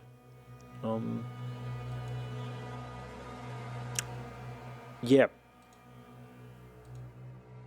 Besides that, I guess I'll have to check out the patch note now, because I usually don't. I might not do videos on PoE2 patch notes and all that jazz on the PoE channel or the ARPG channel, mostly because it's incredibly time consuming, and I really want to be working on other bigger stuff Like, for example, like the video I made with PoE, playing PoE on like an older PC. I think that's just like content that is watchable even right now. You know, you could watch that now. You could have watched it when it came out. You can probably even watch it after the 1.0 release of PoE. So, and that just matters a lot, because it's bingeable, right? If you ever found a channel you really enjoy on YouTube and on the YouTubes, and you just like dive in, into their content and you just binge a bunch of stuff, because that's what the content was made for. It was made bingeable. It's really fun. It's enjoyable, right? And you might even learn something from it. So that's kind of what I'm lacking right now on the main on the ARPG channel, because if I make a video on the patch notes of this patch coming up, what the heck does it matter in literally a month? It's probably completely worthless, right? My channel is not really made for that, right? It's not really made to have the just a bunch of little, like a bunch of videos, and I'm sure a lot of other channels that do that, right? Bless them, because they actually inform you and help you out, and yeah, mine just doesn't, right? Mine isn't for that, and I definitely want to focus on maybe just more fun content there is, you know, just bingeable content, you know, stuff like the playing a PC, like playing on an older PC. For example, I had this idea for like, since then, by the way, since I made that video on playing PoE 2 on an older PC, I had the idea of playing PoE 2 on Linux. That is just a fun video, but I literally cannot do it, because I have to, beside all the real life stuff and all that jazz, right? Like, just thinking about the hours I have, I do want to also make videos on the main channel, but I also kind of want to make videos on the ARPG channel. But there I also want to make videos for like the current league, if there's something interesting. And right now it's the video I just made. And upcoming is going to be the Secrets of the Atlas story and lore video, which probably won't get a lot of views either, but I really want to get it done because I find it interesting. And, you know, it is an endgame expansion, so it might be interesting longer. Still, while doing that, now until, frick me, it's already like, it's 1 in the morning and it's Thursday. I wanted to get it done until Saturday. That ain't gonna happen. So it's probably gonna bleed into the next week. Then we are very close to PoE 2, where I kind of want to make some fun content maybe around that. We'll see what I come up with. Who knows? I'm kind of bad with coming up fun ideas, so I have to like become better at that. But that also costs time and effort, right? And until then, I kind of need to make content. Or kind of want to do something, right, that's maybe fun. So there's that. But then I also want to make stuff for main channel. So it's like, it's really rough, like, navigating all that. Again, at the end of the day, it's just a hobby for me, you know. But, you know, even for a hobby, like, even if it's a hobby to do something, you kind of still want to do it, like, well, I guess. Like, bouldering, for example, is a hobby. I really enjoy it. But I still want to, like, do it well. You know, I don't want to go there and then not boulder or not try hard or not try my best. Maybe not on every boulder, and some boulders I might be like, meh, who cares, right? But in general, you know, there should be something, right? Shouldn't just like throw it out and be like, nah, no, man. So it should matter. All right, with this, I don't even know if I should really go brief. Well, very briefly. Paranoid Danny Warlegs, what's up? How you doing? I actually want to watch the trailer once again. Actually, I just go to my why am I looking at the official website? And technically, I do want to go through the official website. I want to watch the trailer once again. So Let's do that again. Apparently, I've been following you since 2016. God damn! That's been some time. Holy heck, 9 years. So you must have been one of the like super early guys that like followed me during like the Terraria days. Dude, I love Terraria. Actually, oh my god, dude. Actually, you gave me a great idea. I'm gonna write this down right now because we were talking about like content and jazz.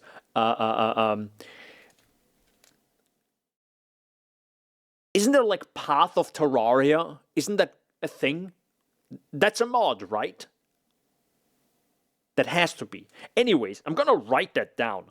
Cause I can do that on the ARPG channel, right? I can be like, yo, what the heck is this? Look at this sick mod for Terraria, which is a little bit of a throwback to my old channel. Well, old channel. I only have one real old channel, which is the Daniel BR 1993, right? With all the Terraria videos and jazz. So yeah. Either way, thanks for coming in and literally giving me that spark. That's spark idea spark. You know what I'm talking about. Anyways, good. With this, goddamn, the reveal was an hour long.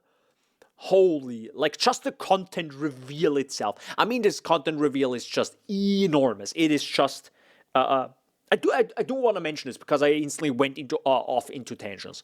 Path of Exile 2, the third edict. As with all leaks, I will be playing it because it's a free heckin' update. Does it look enticing enough to play a really long time? Currently, I don't know.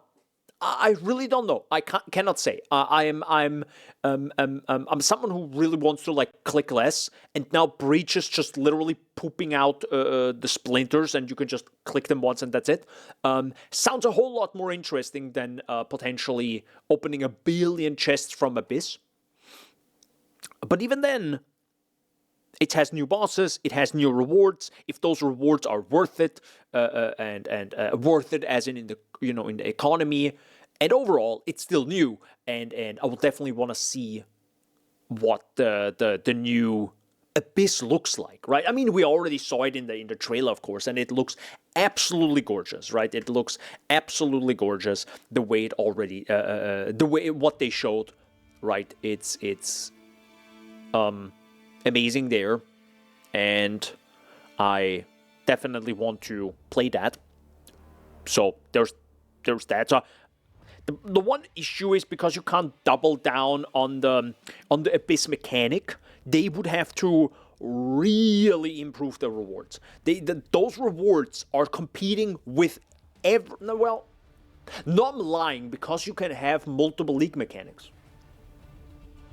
Not light, never mind, it's actually fine. Maybe. We'll find out about that. Because if you have to think about, Path of Exile 2 has tile sets, right? And certain tile sets potentially compete with others. So you can't have like two content in the same tile set, right? Depends on how it's spawned. So, I don't know how Breach and Abyss and all that content spawns. But if they did it well, one will not eliminate another. Meaning, if you have a bunch of breaches and a juiced Abyss, like, for example, like they showed, right? You can have a Waystone that is juiced, but then you can juice that with the Abyss modifiers on it, meaning you have like 9 Abysses or something. So now you have like, I don't know, 8 breaches and 9 Abysses. Will they murder each other by one not spawning because of the other? I hope not. Because if that's not the case, I need my 5090 sooner than later. I can tell you that right now. No, I'm kidding. On the other side, no, I actually looked at the 5090. I think the Windforce OC from Gigabyte. It was 2,400, so it's dropping, thank God. but it's sadly not the one I want, because I think the gaming OC is actually, I think, the best one across the board, until you, of course, get into the water-cooled ones. But they're sometimes cheaper than the normal ones. I don't know why. Maybe I should get the water-cooled ones. I mean, I have the space. That's partially the reason why I bought this enormous case. No, well, not because of that, but partially for cooling. But, you know, it is cooling. Yeah, I don't know yet. Who knows? But with this out of the way, let's check out the trailer. Hell yeah, let's go. So, once again at least, the third Edict official trailer, and this time in glorious 4K, at least for me, not for viewers on stream. I'm sorry. 1 second, go. I hope it's not too loud. It should be fine. Karui! I have called you here to save our people, to save our way. Over the ages, we have known pain like no other, but we endured, and we became mighty. Now, outsiders dishonor our shores, and we have stood by, doing nothing. Hear my voice, ancestors! Show us your strength! Show us the true way! I understand.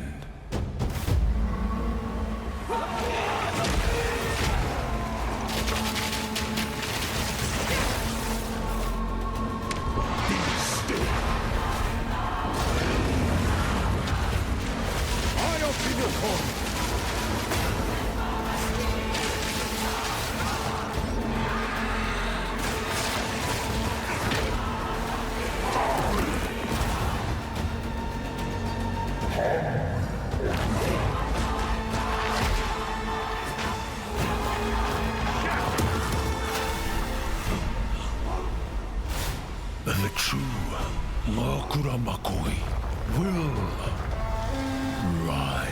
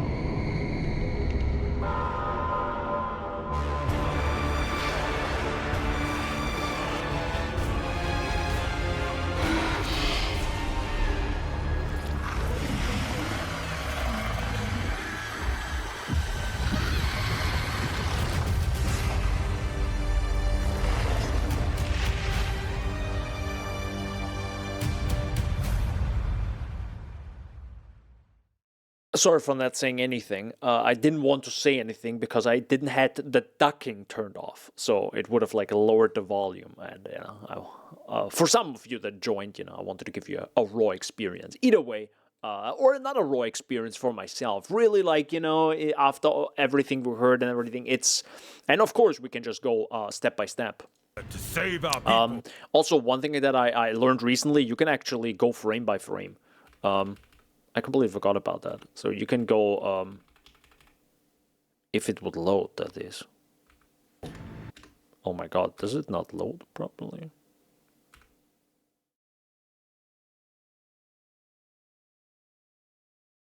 Oh wow, if you press too quick. Anyways, you can go frame by frame if you press the, I think, dot and comma. So you go backwards and forwards. I recently learned those hotkeys. Anyways. So,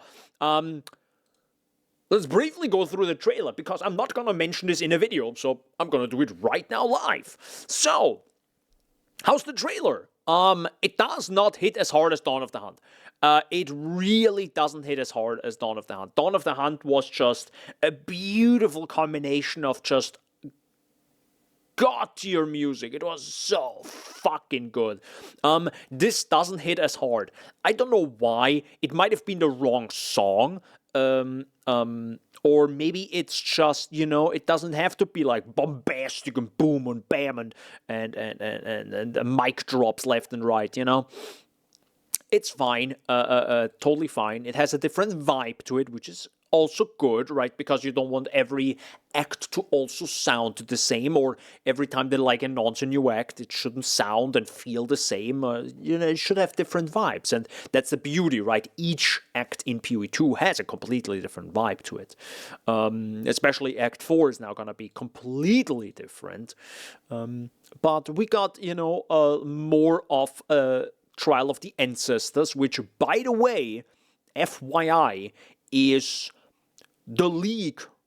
So for people that don't know, Path of Exile, the first one, Trial of the Ancestors, was a League mechanic way back in 2023, I think.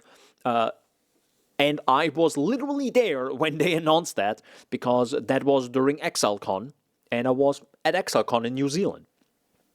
So you can clearly see it was part of this. So they clearly made Trial of the Ancestors. That's a nice shot. They clearly made Trial of the Ancestors partially because of, I guess, to have all the visuals and all the clothing and all that jazz for Path of Exile 2, or pretty much they made Path of Exile 2 and then they just ported it over, of course. And made a fun mechanic around all this art they created, right? That's usually how it goes. That's a great shot, actually, to be honest. Just this shot alone is just pretty sick. So, there's that. And of course, we have new areas, and of course, each area looks just absolutely gorgeous. It's just, I really enjoy Path of Exile 1, and it is a gorgeous video game, but you really notice it's an older game, right? Path of Exile 1 is just an older game compared to PoE 2, and just going back to Path of Exile 2 is just sometimes like a holy mother of God. Like, this is on a completely different level. And yeah, it's a beautiful thing to sometimes go back. Or go forward again, It depends on, if you jump back and forth between both games, you notice, a lot. I can see, actually, a lot of people that play Path of Exile 2 and really fell into, the love of Path of Exile, that it's difficult to go back again. I can kind of understand why. The reason why I play Path of Exile 1 still a lot is because you just have the... it's all from all these hours that I played, of course. So there's that. But it also has, completely different things that make it so good, right? And that Path of Exile 2 just cannot reach, yet at least. Either way, both games, amazing games, and, if you... Well, technically, I got the early access key for free, because, I think I paid so much, I paid so much already in MTX that I think I got the first early access key for free, I think. I'm not even sure. I still probably bought the $30. Anyways, so it's not free, but it's going to be free. And both are going to be fully free, so you can just jump back between both of them. But in PoE 2 now. Act 4, boys, let's freaking go. So the funny part is, Act 4 is literally the act I couldn't play at ExileCon. Literally. We are talking about... I spawned in, I think the Warrior was a pre-made character for Act 4 during ExileCon. You can actually watch Mathel played it, so you can watch that VOD, or I think even the original live streams are, by the way, still active. You could have watched Act 4 content since 2 years now, by the way. Just letting you know. But, for example, the prison area. He went to the prison area. Mathel, that is. But yeah, I pretty much spawned, went to the ship in King's March, which I didn't know was King's March yet because I couldn't read. I was just really like, oh my god, I have 5 minutes. Or the 5 minutes, I have like 3 seconds. Went onto the ship, loading time, came out. I think I jumped off the ship to the shore, or like, not Havern, Hafen. What the heck is Hafen in English again? Anyways, the place where ships are, usually. I jumped off that ship in the prison location, and it was over. That was my demo. Technically, I could have just literally gone back into queue and played it again after probably 20, 30 minutes of waiting, you know. You could have done this all day, by the way. You could have just gone into, like, the queue 50 times if you really wanted to, right? But I was like, I gave it a one solid try, and keep in mind, this was pre-WSD. So it was like, WSD is just like insane how like crazy good it is. So there's that. Yeah, so we have 3 interlude acts, which is gonna be quite interesting because these stories are going to never ever exist again. Apparently. Who knows? Oh man, my port? Port, thank you. Yes, the port. I think it's port, maybe. Who knows? Port is maybe a. I didn't think of the word port. Either way, 3 interlude acts. These stories are never going to exist in the full game. They're just only here to kind of give you something else than play through the story, even though they are partially related to the story, and they will just reuse areas from the stories, because it's literally Act 1, 2, and 3 again, just different. Not literally, of course, and they are going to be much shorter. I think they mentioned something along the lines of like 1.5 acts, at least in length. So there's that. But it's going to be different, so that's going to be a cool thing there, especially because of technically lore and stories they have to write for this, and maybe less interested in the first one. I might just play a lot of the second and third one. I mean, you have to, I think, do all 3 of them. I think. I don't even know it. We'll see how that plays out. But I really like Sekama Asala just as a character, and I think we have not really seen a lot of her. So that could be interesting. And the third one is, of course, Doriani, which is going to be sick. Also, I like the idea of, like, working your way up a mountain. I wonder how that feels gameplay-wise, and because that is something just PoE1 just never really did. I don't know why, though, because what did I recently realize? I mean, technically, you go down a mountain in Act 9. Yes, in Act 9, you go down a mountain, a snowy mountain, into the desert area, right? Just think about that. That is pretty gosh darn sick, but it doesn't feel like it. I don't know why. It doesn't feel as sick. Maybe it's because, I don't know, I've played it like a billion times, so it's just like, I don't know, burned into my brain and I just go through it. I don't know why. So it's going to be interesting. And this is, of course, not going to be down the mountain, but up the mountain. But still, it's going to be interesting. Next is 35 new areas. So yeah, a bunch of areas, new bosses, which I feel like I remember this guy. Also, by the way, isn't that Innocence? Yeah, that's going to be kind of interesting. I think there was one scene, was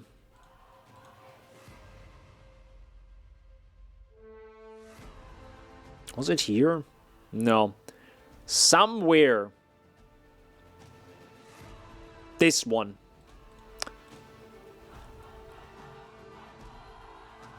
What the heck am I looking at?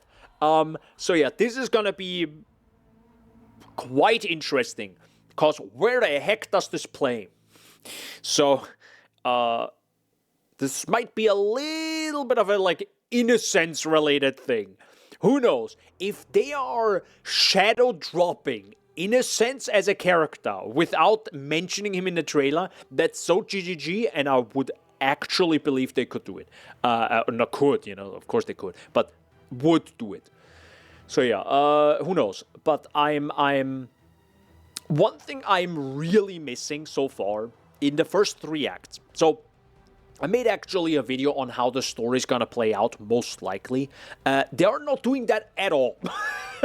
Sadly, to be honest. Because we went fucking time traveling. I hate time traveling, because it's usually not done well, and it, like, breaks a lot of things, usually. It kind of is okay in PoE 2, because you aren't the one doing it. And it also costs blood in some way. So... And it's also with a character that is too young to understand how to even use it. Yet. All what that is. So it's like, okay, I guess. Sure. Still would have liked my theory more. TLDR is you have the Countess, which you see in Act 1. And then you see again in Act 2. And then you... kind of don't see in Act 3, if I'm correct. So, there's that. She's literally missing for an entire act out of 6 acts. So, yeah, I would have... And by the way, the one big bad guy that you usually see, I think, in one of the promo materials, which... God, just give me 5 seconds if I find it. That big bad guy, you don't even... Like, it's such a weird thing where you haven't even, like, seen him yet, right? Because I'm guessing he is the son of the Countess that we still haven't met. But it's like... yeah, it's Lumerius. Lumerius is the key art. Lumerius is the... So, this guy right here is, I think, going to be the son that we have briefly seen in one of the... in the 3rd trailer. But, oh shoot, you can't even see that. My bad. Hold up, give me a second. There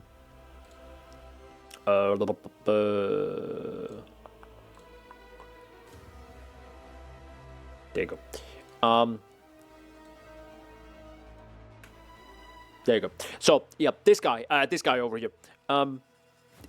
He's probably the son of the Countess, which, 1, we haven't seen yet. 2, the Countess was just gone for Act 3. And I'm overall just... I had hoped that we meet him in the first act, in some way. And you slowly build some sort of connection to him until Act 5, when there was a big reveal, when the Countess pretty much just uses him, abandons him when he was just not good enough to defeat us, and we then together go after her in Act 6, which may or may not result in whatever. That was my idea of the story, and it could have given us another Piety-like high from Act 1 to Act 4, because Piety is such a well-known character in PoE 1, right? And she literally has that arc, right? Of like, thinking you're such a low-life, becoming stronger and stronger, being surprised by you, and then going one-on-one with you, but ultimately losing, and then coming back in Act 4, once again, losing again against you, but in a more demonic form, right? Corrupted now, and then using her power to fight against Malachi in Act 4, and thanks to her, winning. Or technically she then dies, right? Which actually makes you feel bad about a character that actually wanted to kill you. So it's like, good writing. But sadly, that's not gonna happen apparently in PoE 2. Kind of a shame. So yeah, now I'm a little bit like wondering what's going to happen now.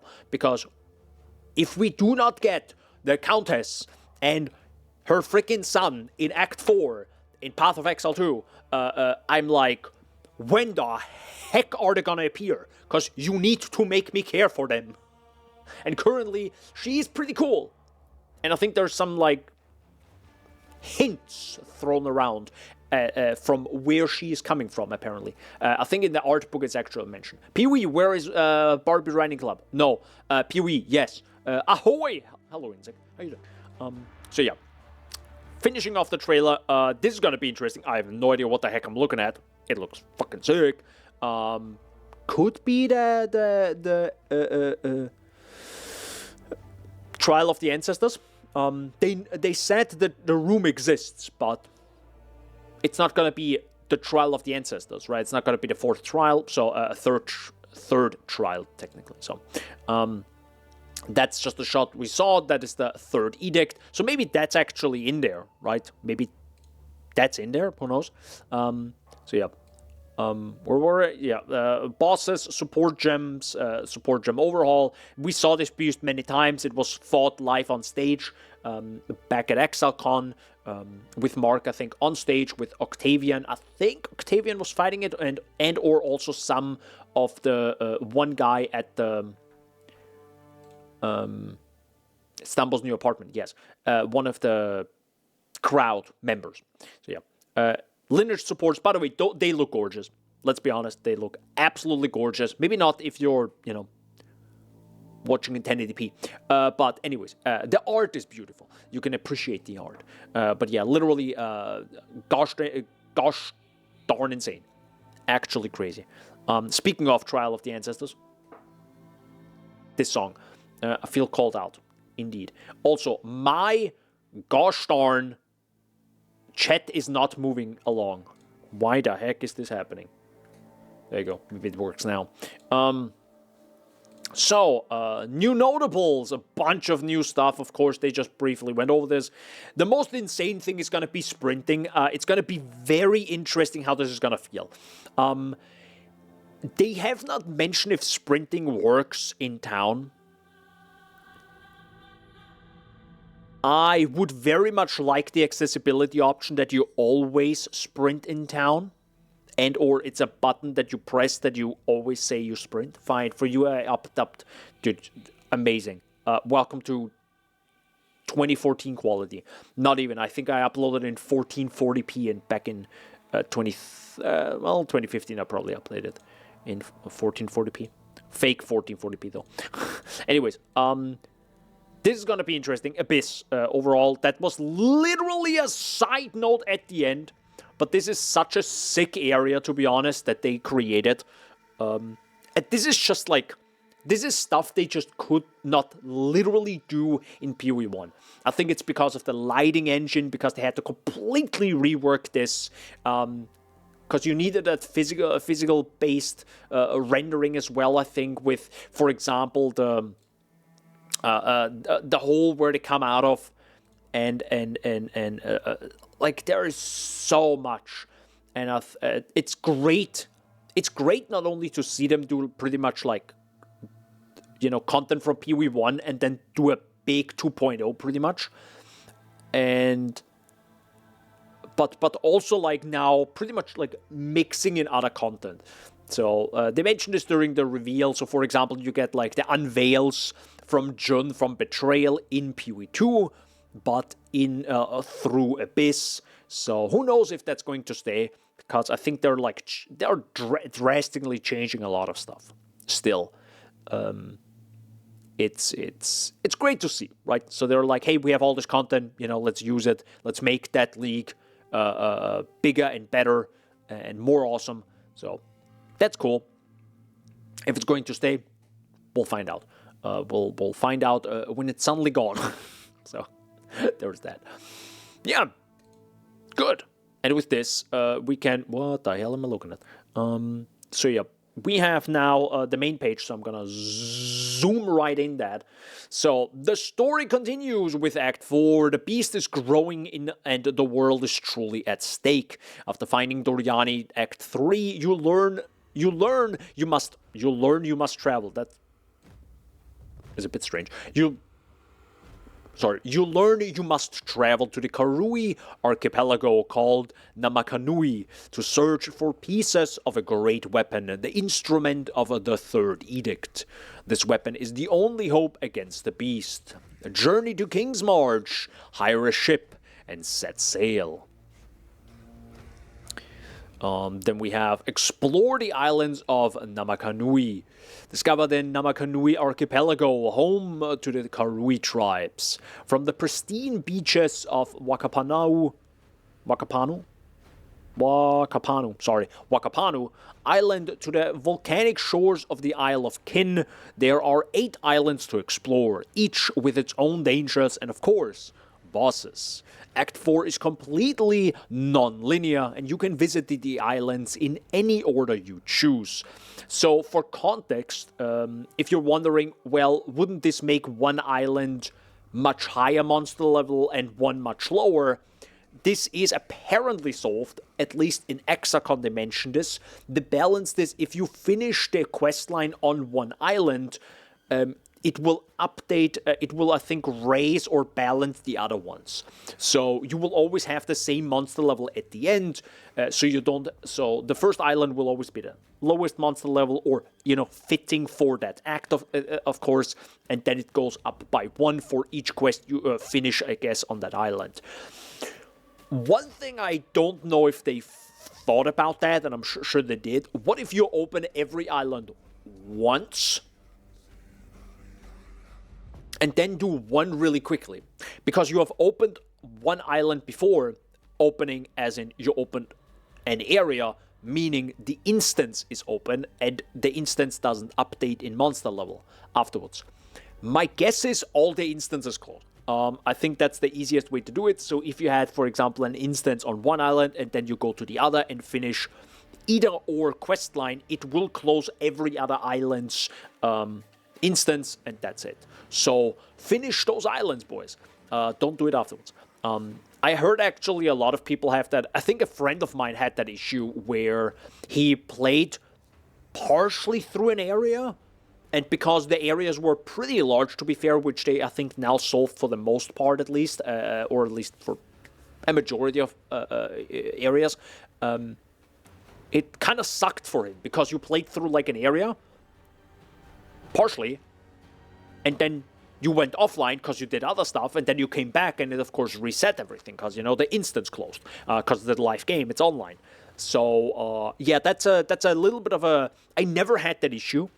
In Path of Exile, I think, partially because you usually stop at a waypoint, right?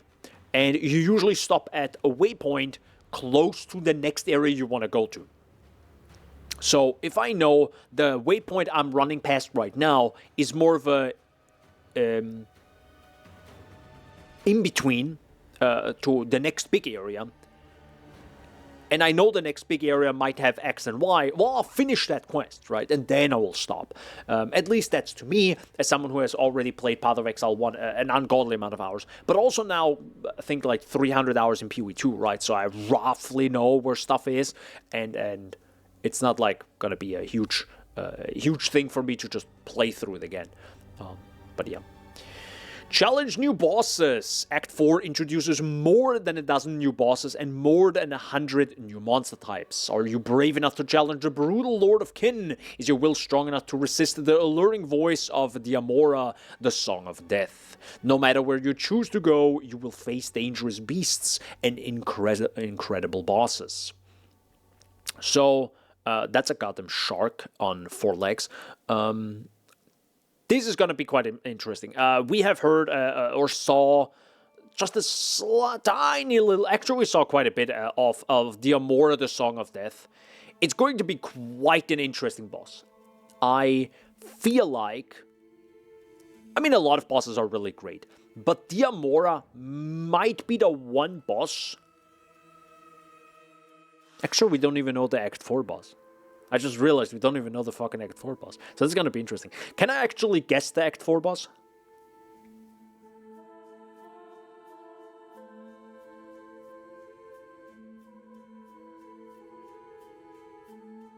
I can't even guess. I really don't know. Either way, Diamora, the Song of Death, because the way her mechanic, I think, works is because of her song and the way you look at her, depending on also each... she also has, I guess, I think, different... Not voice lines, but she sings in different tones, depending on just randomness. So her song sounds different. I think her, and depending on, I think, what she and how she sings, it also changes her attack patterns. Stuff like this. I think this might be the one boss Elden Ring players might look at and be like, yeah, this is fucking sick. Even though a lot of bosses are incredible in PoE 2. But this is one of them where they're like, yeah, there's something fucking here. This is not just like an RPG where you'd like bonk enemies. I mean, at the end of the day, it's bonk enemies, but in a very abstract way, potentially. It might be bonking with a massive meteor to their face, which can now turn ice. Anyways, so 3 new mini-acts. In the 3rd Edict, you no longer need to play through the game twice in order to get to the end game. We are introducing 3 new temporary interludes acts. That's a word. That's a phrase. A set of side stories featuring 19 new areas and 12 new bosses that will take you to a level 65, where the end game begins. So we have the Curse of Holton, then we have the Stolen Barria, and Doriani's Contingency. Very nice. A few side stories, and then, of course, the League mechanic, Rise of the Abyssal League. So they kind of made, so it's not Abyss League, right? They like their 4-letter words now for leagues, which is fine. Probably more bombastic, right? Also, it's the Rise, so it's not like meaning it's not the finale, it's probably just the start of something bigger, which I actually mentioned in my story and lore video, where GGG they love to add like a lot of lore and they start a lot of threads, but never conclude them. And that's sadly true for a lot of things. But I briefly went into this in my upcoming video. So there's that. So my guess is they will start like 4 new bosses with 4 new interesting stuff and a bunch of unique items with flavor text and lore. That will never conclude, my guess. So to be like this, sadly, in PoE. That's sadly the way that game is. But created by forbidden necromantic magic during the Age of the Precursors, the Abyssal have been biding their time underground. Now, obeying the will of their general, they are emerging from the depths through fissures spreading across all of Rayclast. Fight this ancient evil, seal the fissures, and resist the rise of the Abyssals in Path of Exile 2's first full league. So, 2 things. I think this is the first time they're now linking Abyss with the Precursors. I might be wrong in this. I may or may not rewatch Kitten Cat Noodle's video on Abyss again. But Precursors is, I think, not something new, but not something they really mention in PoE 1. I think it was maybe slightly hinted, but again, that's what that's what GGG loves to do, as in keep things incredibly vague, because as a writer, you never want to write yourself into a corner. But as a reader, you also want fucking conclusions. So to a degree, I guess. But more importantly, this is the very first league for Path of Exile 2. So that's pretty big. Because the previous one was, there were fucking wisps, my guy. So that was rough. I mean, not rough, but clearly there were bigger fish to fry than adding a league mechanic, which is fun. Seal the Abyss. In your travels throughout Rayclast, you will encounter fissures in the ground, sapping the life force of the monsters above. Slaying these monsters will trigger the Abyssal to emerge, enhanced with extra necromantic abilities from those whose power they were draining. You will need to defeat them to close the Abyss. Abysses increase in size, power, and variety as you go through the game. Closing them will reveal Abyssal troves with valuable items, and sometimes allow you to travel underground to engage with the Abyssal directly. So, by the way, this hole just looks so gosh darn good with the lighting of PoE2. It looks incredible. It's still not technically 3D as we can see, right? Because you still have the overlap of like literally the effects right now float in the air. You know, it's still a video game at the end of the day. But still, maybe that's gonna be fixed. It would be very difficult though, I think. Who knows? Still, very cool. Very similar, similar but different mechanic than Abyss in PoE 1. So the main difference is, for people that don't know, Path of Exile 1 also had Abyss, way back when. And I can literally tell you when, because it was for War for the Atlas, which was an endgame expansion that added the Elder to the endgame. So that was, I would have to lie, but probably 2015, 2016 maybe. Let's say 2016. I'm probably lying there, but let's say it has been some time, guys. It has been some time since Abyss got a full thing, right? So, but the main difference is in PoE 1, Abyss spawned monsters, meaning you touched the Abyss, it then traveled across, away or around or in a different way. It went through the map in some way, and then at some point, like, broke open and the monsters came out.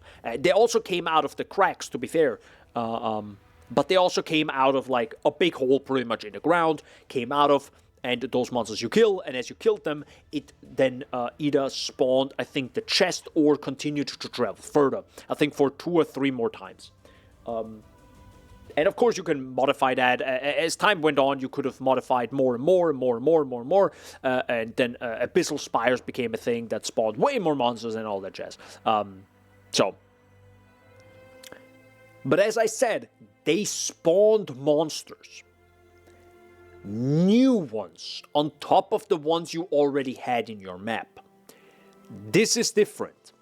As it says, you will encounter fissures in the ground, sapping the life force of the monsters above. Slaying these monsters will trigger the abyssal to emerge. That's completely different. Meaning, you don't touch the abyss and then it just like does its thing. No. You will have to kill the monsters in your map to then trigger this thing which respawns the monsters in a fancier, different way. So there aren't new monsters.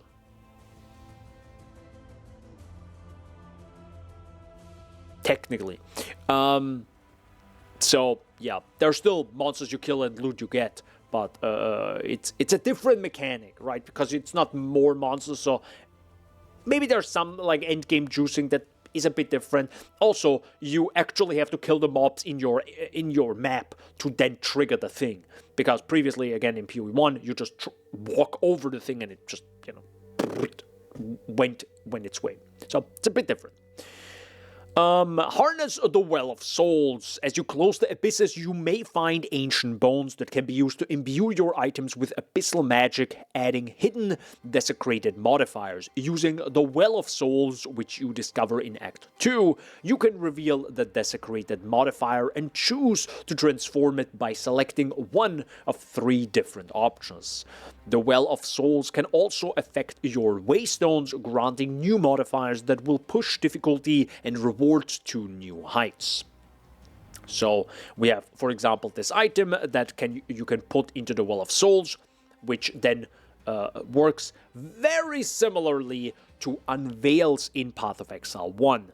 Meaning you use an item on this, which will put these inscriptions on it, in PoE 2 that is, which will reveal, which you can then choose out of 3 rewards, or 3 things, right, what that means. And then it inscribes it into the item, and that is what it is, and it's locked the heck in. Unsure if you can remove it with a scour. My guess is yes, but who knows. But that's that. Similar to Unveils in PoE 1, where you also had just, like, scribbles, so they probably somewhat reused that animation there. And maybe some effect. And of course, this is pretty much just The literal same interface. No, it's not literal. There's probably a lot of artwork that had to be done to make this happen visually. So there's that. But yeah, it's worked similarly ish. So yeah, desecrates a rare waystone. Desecrates a rare armor. So these are, I guess, different types of interesting, by the way. They're vertebrae, they're rib, so they're clearly like things of bones. And if you also saw the content, I think maybe even see it here. Can you see it here? No, they don't show it. No, they don't show it, I think. Okay, they don't show it. In the content reveal, you saw that there are literal bones you walk over, by the way. In the depths, in the... that has a name, I can't remember it. Maybe they'll mention it anyways. Delve into the abyssal depths, which, by the way, it's not even called that in their marketing material. So this is now the old name still, because it's abyssal depths in PoE 1. So there's that. Yeah. Either way, it's going to be fancy new items, of course, but of course you have, for example, abysses lead to an abyssal boss, so you can juice your maps potentially much further, depending on how often we find these. We'll see how often we find these, because that's usually the issue. Delve new bosses and a new pinnacle. Delve into the abyssal depths, swarming with legions of the undead and guarding powerful rewards. Discover an ominous ancient spire and challenge the abyssal commanders in their attempt to plunge Rayclast into a lightless void. Lightless void is not the first time we hear that, by the way. That's, I think, a very common thing around the abyss. Because I think during some time, Rayclast was like, it literally had, I think, no light or no sun, something along those lines. Some apocalyptic stuff happened, which brought it into a lightless void, which I think that is when the Abyss thrived, I think, during that time. And, of course, they want to go back there, I think. So... I might be very wrong in my lore. I'm not a lore scholar like Kitten Cat Noodle. I'm sorry. So, then we have destroying the ancient spire reveals a finger of the Lich. Do you dare challenge the vessel of Kulamag? It's gonna be quite interesting because I don't think they showed us, you know, the Lich, which is a boss that. There were two bosses, I think, in Abyss. There was also, I think, pretty lackluster in Abyss. I think there were only two bosses or something. So that's going to be... I hope that is, like, way, way higher now. And I think it will. And I think it's both, right? Pretty much, because this mechanic has a higher and lower side, right? It's above ground and below ground, right? So above ground is much more interesting because you kill the monsters around the abyss, which then respawns the monsters in an interesting, different way, including bosses, rares, rogue exiles, all that jazz. Sick poggers. And below ground is also changed because of now new bosses, new areas, new visuals, new music potentially, who knows, we'll see, and all that jazz. So it's awesome, perfect. Sick. We have, of course, Darkness Enthroned. Then we have Ulaman's Gaze, which I think was already an item in PoE 1. I think Ulaman is... I don't know. Because I think Ulaman's Gaze was usually the one of the unique eyes, I think. You know, the Abyssal Eyes, as it says, yeah. And then you have Omen of Abyssal Echo, so... another Omen, and I have literally never used Omen in my entire life. Because, you know, they were so... gosh darn rare, and I do not run rituals, so there's that. New feature, Sprint, in the third Edict. When you hold down the dodge roll button, your character will go into a sprint after they finish their roll. Use Sprint for faster navigation when out of combat or to escape from monsters in dangerous situations. This feature is available for all character classes with no limit to how long you can sprint. Beautiful. Absolutely beautiful. That's going to be sick. Gonna be quite interesting how this is gonna work, of course, because keep in mind, if you get hit during your run, You get stunned. Heavy stun, by the way. Which means you lay there for 4 seconds, so you're dead. Who knows? New support gem system. Yeah, I'm gonna go over that because there's so much. Major balance changes and new skills. Just fucking huge. Crafting updates. I'm not a crafter, so we'll see how this goes. I don't know if I like the idea of like perfect Chaos Orb and Greater Orb of Transmutation and all that jazz. Because it also feels so cheap how they have like a... Oh, sorry, you can't fully see it. It feels a little bit cheap how it have like... this is, for example, good, right? You have lesser, greater, and perfect. So you have like... technically, you also have, I think... lesser than the normal essence, then a greater, and then perfect. So they have different art, right? But they literally just have 2. They literally have the tier number on the bottom right.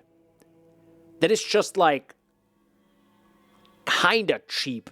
I don't like throw anyone out. They're experimenting, right? They're trying out new things. I hope this works out so they can make different versions of said things. Because I'm gonna be brutally honest. If this makes it into 1.0,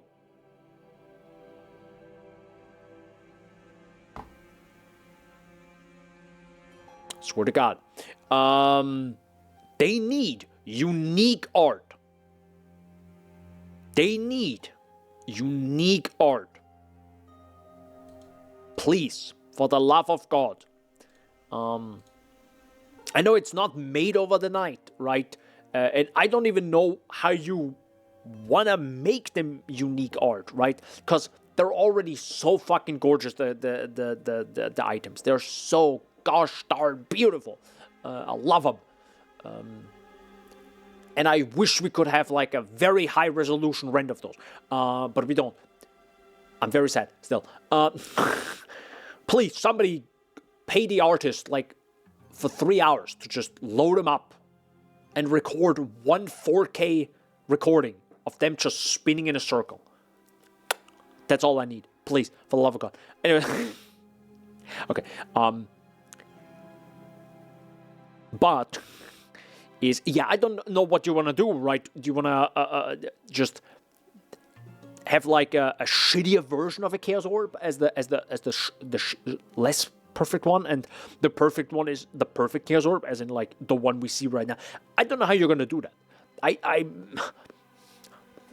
You're gonna make them rustier, dirtier, dustier, but on the other side, how you're gonna make that without making everything look like incredibly muddy and ugly and brown,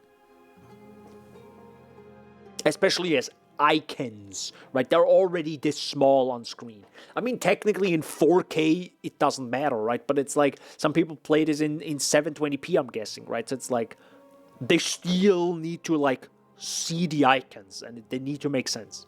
So it's gonna be rough. New items. Uniques. Moving on. New endgame maps. So there's I think 25 new maps, and I think some of them have like are unique, you know. And of course there are the bosses from Act 4 and 3 interludes, so they of course reuse that content again. Makes sense, you know. Then we have new endgame encounters, so there's these special areas. That's gonna be quite interesting. And also they have apparently a drop pull of the new lineage support gems. So my guess is they are really tough.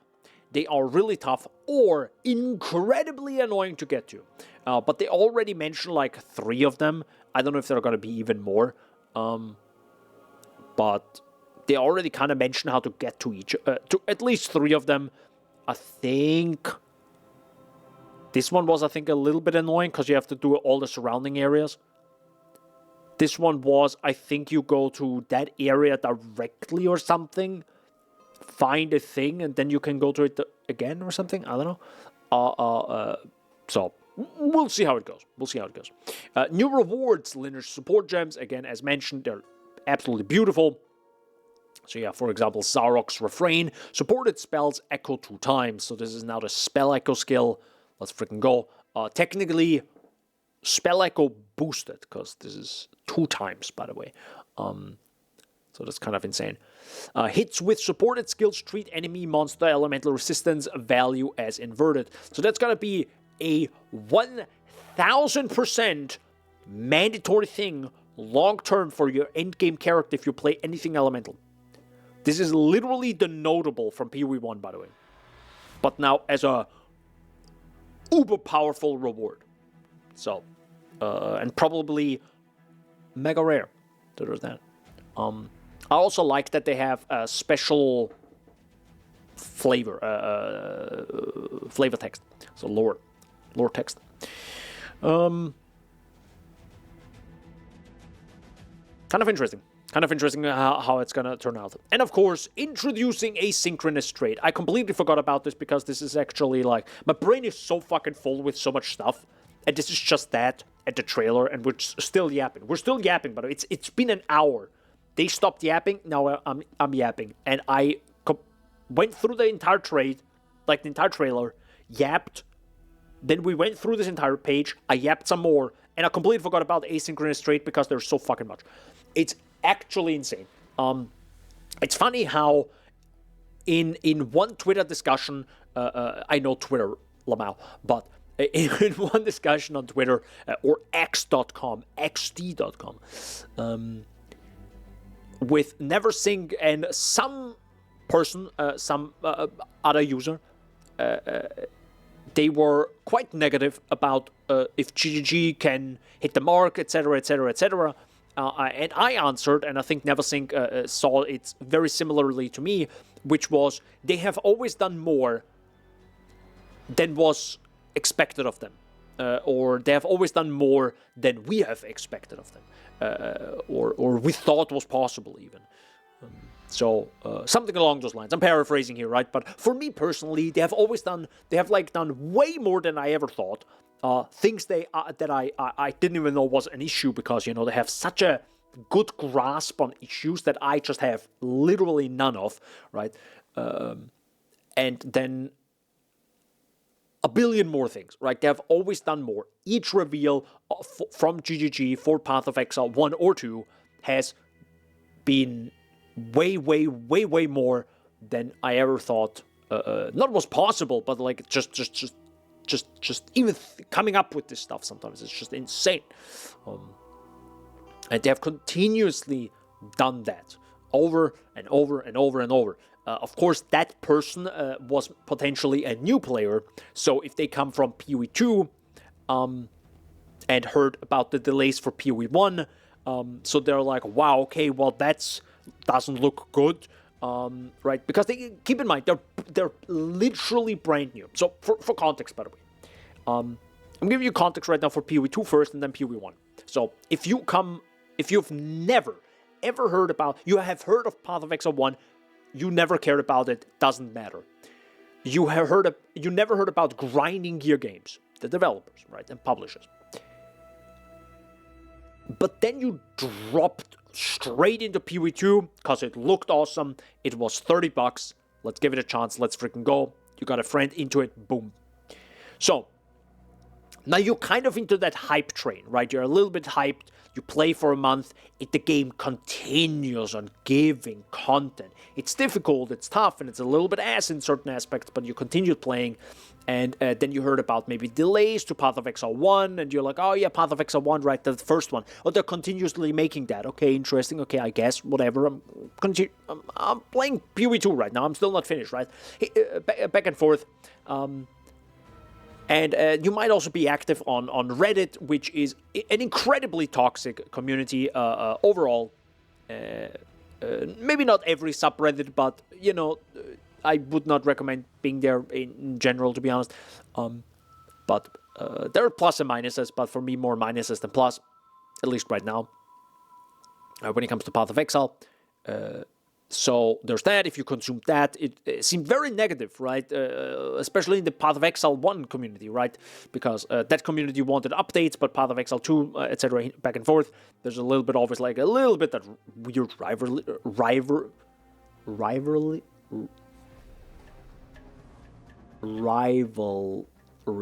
There we go. Rivalry. have to like speak it out. Jesus Christ, my brain is melting. It's 2 in the morning. Should really be going to bed soon. But that's from a Path of Exile 2 perspective, right? But from a Path of Exile 1 perspective, right? Maybe I should also switch to this because I'm yapping so much. From a Path of Exile 1 perspective, if you heard about all this stuff, it's partially bad, but again, no update they have ever put out was not insanely large and much larger than we ever thought. At least to me, right? So even if it's delayed by X amount of months again, whatever leak for PoE1 and all that jazz, it didn't matter because when it comes out, it's going to be freaking large anyways. So that's going to be sick. And in the meantime, we, I think, had another Path of Exile 2 leak, right? Which was, again, freaking fucking huge. And to continued pouring updates out even after that. So it's from my perspective, right, from PoE1, if you're in it for longer, it's like this for years now, right? It's not like a new thing, right? GGG wouldn't be able to have made Path of Exile 2 without the continuous support for Path of Exile 1 for years. Think about that, right? Path of Exile 2 was announced in 2019. So they needed money back then, or maybe they just ate the cost and was like, guys, we really want to make this. We're just going to eat the cost for now, right?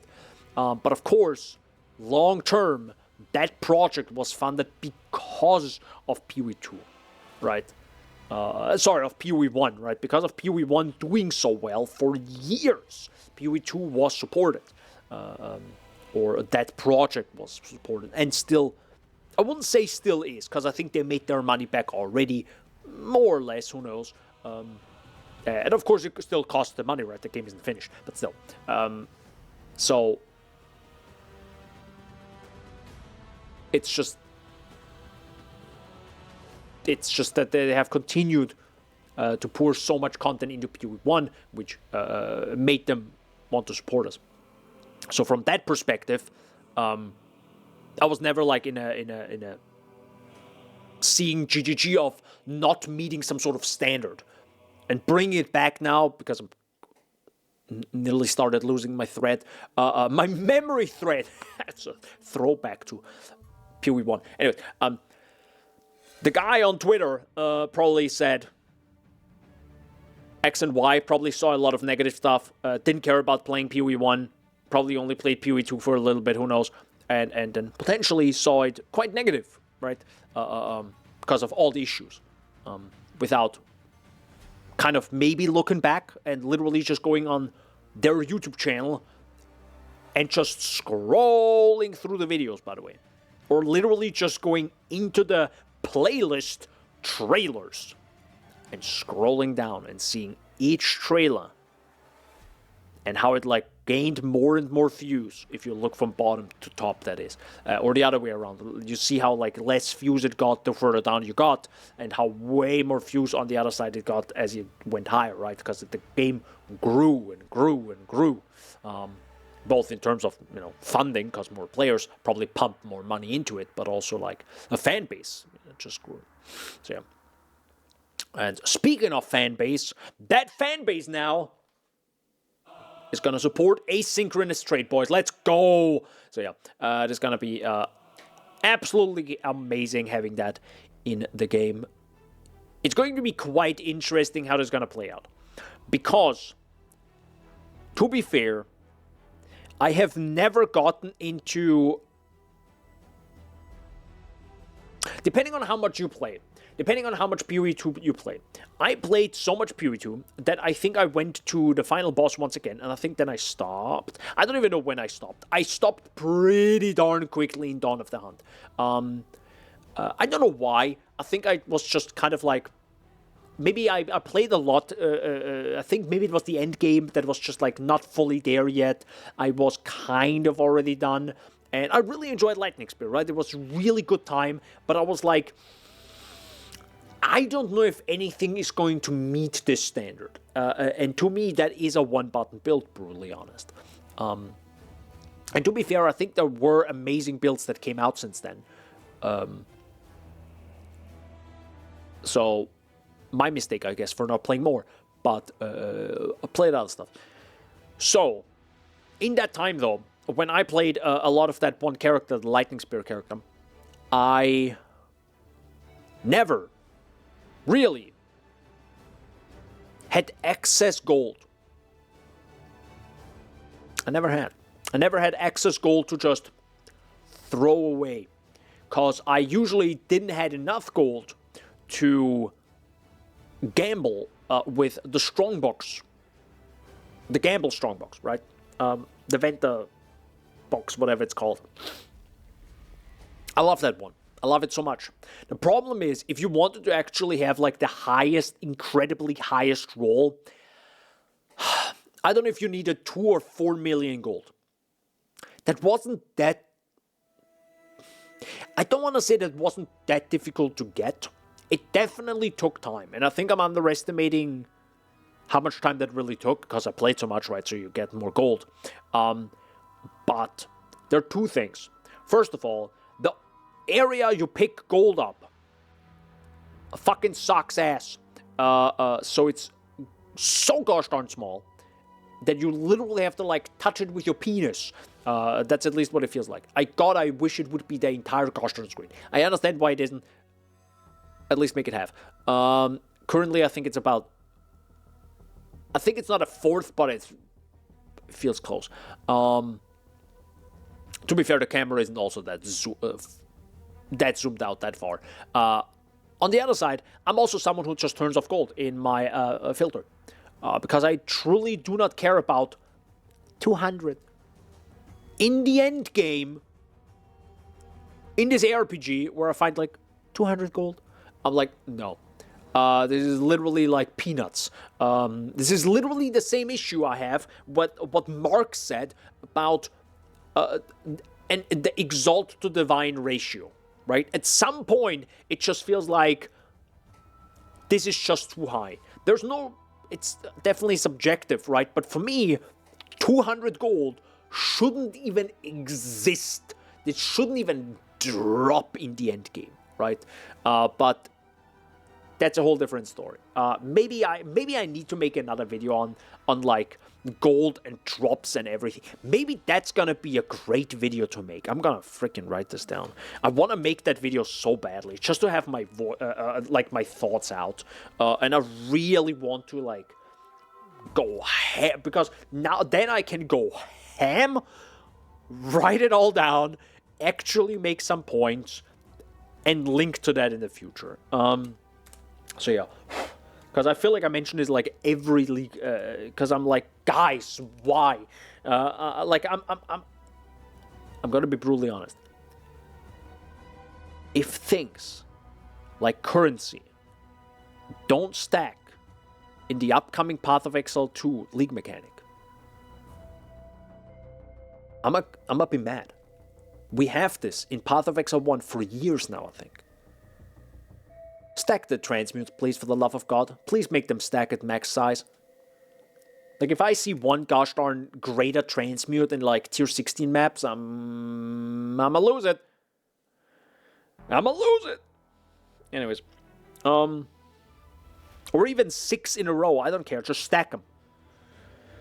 What do I want to write down? Drops. Drops and...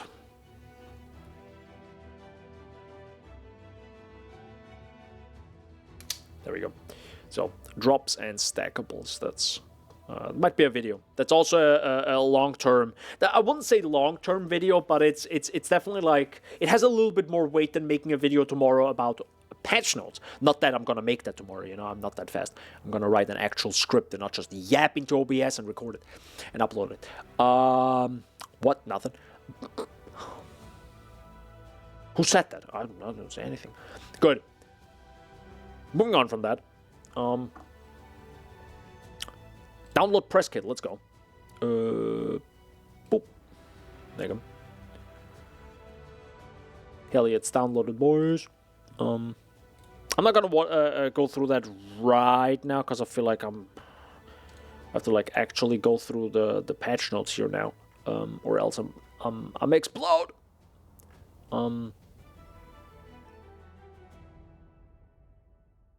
Quick question, cause this is still like not fully mentioned. Oh, okay. We go to the old website for the patch notes. Yeah, classic. Classic, of course. All right. So, oh my God! Do you see the bar? Do you see how small this is? What the heck am I looking at? Oh my God! No, people are spamming this. What the fuck is happening? All right, boys, we're gonna go through this quick. Even though I took a day off tomorrow, I do want to get actual to bed at a reasonable time. Also, you know, gotta make the content. Also place Lore Monster tomorrow. Let's go. Because I kind of want to prepare for the Sunday stream. Because, you know, I'm gonna stream on Sunday again. So, there's that. The third edict also marks the okay, interludes. Yep, we heard about this. Rise of the Abyssal League. Yep, we heard about that. Major character balance overhaul. Yep, we heard about that. Support gem system overhaul. Yep. I don't know every single support gem, so I can't say shit. New content and features. A bunch of new skill gems without any numbers. Not that numbers would help me, because I'm not a genius that just looks at skill gem numbers and is just gonna be like, oh yeah, I totally understand what that means. Endgame changes, a bunch of new stuff. With like, I think the things. We'll find out. We'll do it live. Hold up, I saw corrupt the Nexus. Undefended can now be used to access. Okay. Waystones can no longer have greater than 8 modifiers when corrupted.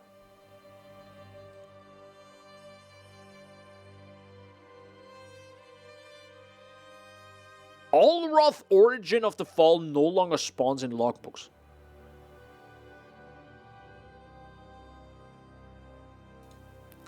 Okay then.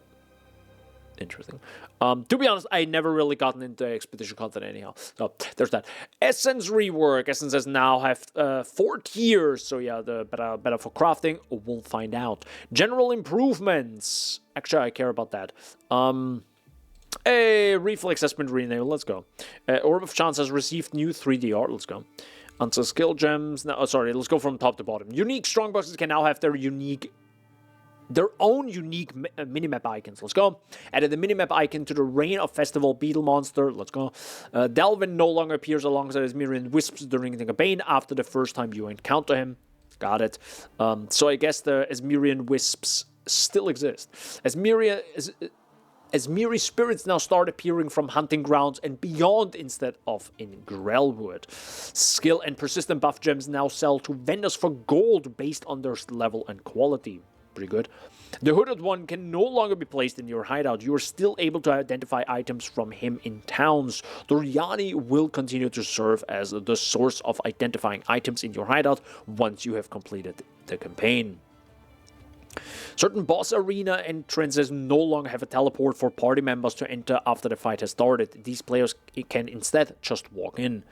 You are now able to log directly into town or hideout by holding control while selecting a character, or left trigger. Okay.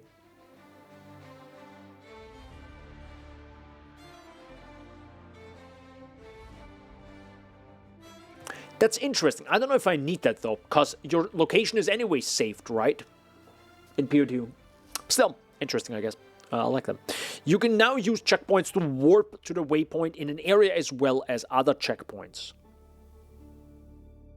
Oh, that's cool. So checkpoints, by the way, are the big glowing blue circles, right? That's a checkpoint. But the waypoint is usually like just a pole with a blue light. So you can bounce between them now, which is awesome. Love that. Omens can now stack with a maximum stack size of 10. Let's go. Party member stuff. Doesn't matter. NVIDIA Reflex. Let's go. Player changes. A bunch of stuff. Can you read it? I can't. You know, there's so much stuff. Ascendancy changes. I can't read that. No, I actually care about one thing, which is my Ranger, boys. Well, Amazon is also going to interesting. Equal to 50%, previously 25, so now it's like less. No longer specified. Ignores Hobland. Now again, additional critical equal to 50% of excess chance to hit with attacks. Oh, okay, there was that. Elemental Surge notable passive skill, previously Elemental Infusions, now grants 3 surges when consuming a power. Frenzy Endurance are previously 2. Okay, so it's like a tiny nerf. Pathfinder, nobody cares. Deadeye, the Avidity, notable passive skill, no longer grants 30% chance to gain maximum frenzy charges when you gain a frenzy charge. Instead, it grants a 50% chance to gain an additional frenzy charge when you gain a frenzy charge. Okay, so it's like pretty much making it so you don't like instantly gain max, but you gain a little bit more, right? And also 50%. That's generous. That's okay. The called shots notable passive skills no longer let you apply an additional mark. Instead, it causes your projectiles to chain to marked enemies and grants the new called shots meta skill that repeatedly marks enemies near you, bypassing your mark limit. Ooh, that's gonna be called shots. That's gonna be a meta skill you want to use. Repeatedly marks enemies near you. Poggers. So this is pretty much like a blasphemy. Blasphemy and then just have. And also, instead of projectiles, chain to marked enemies. Heck yeah.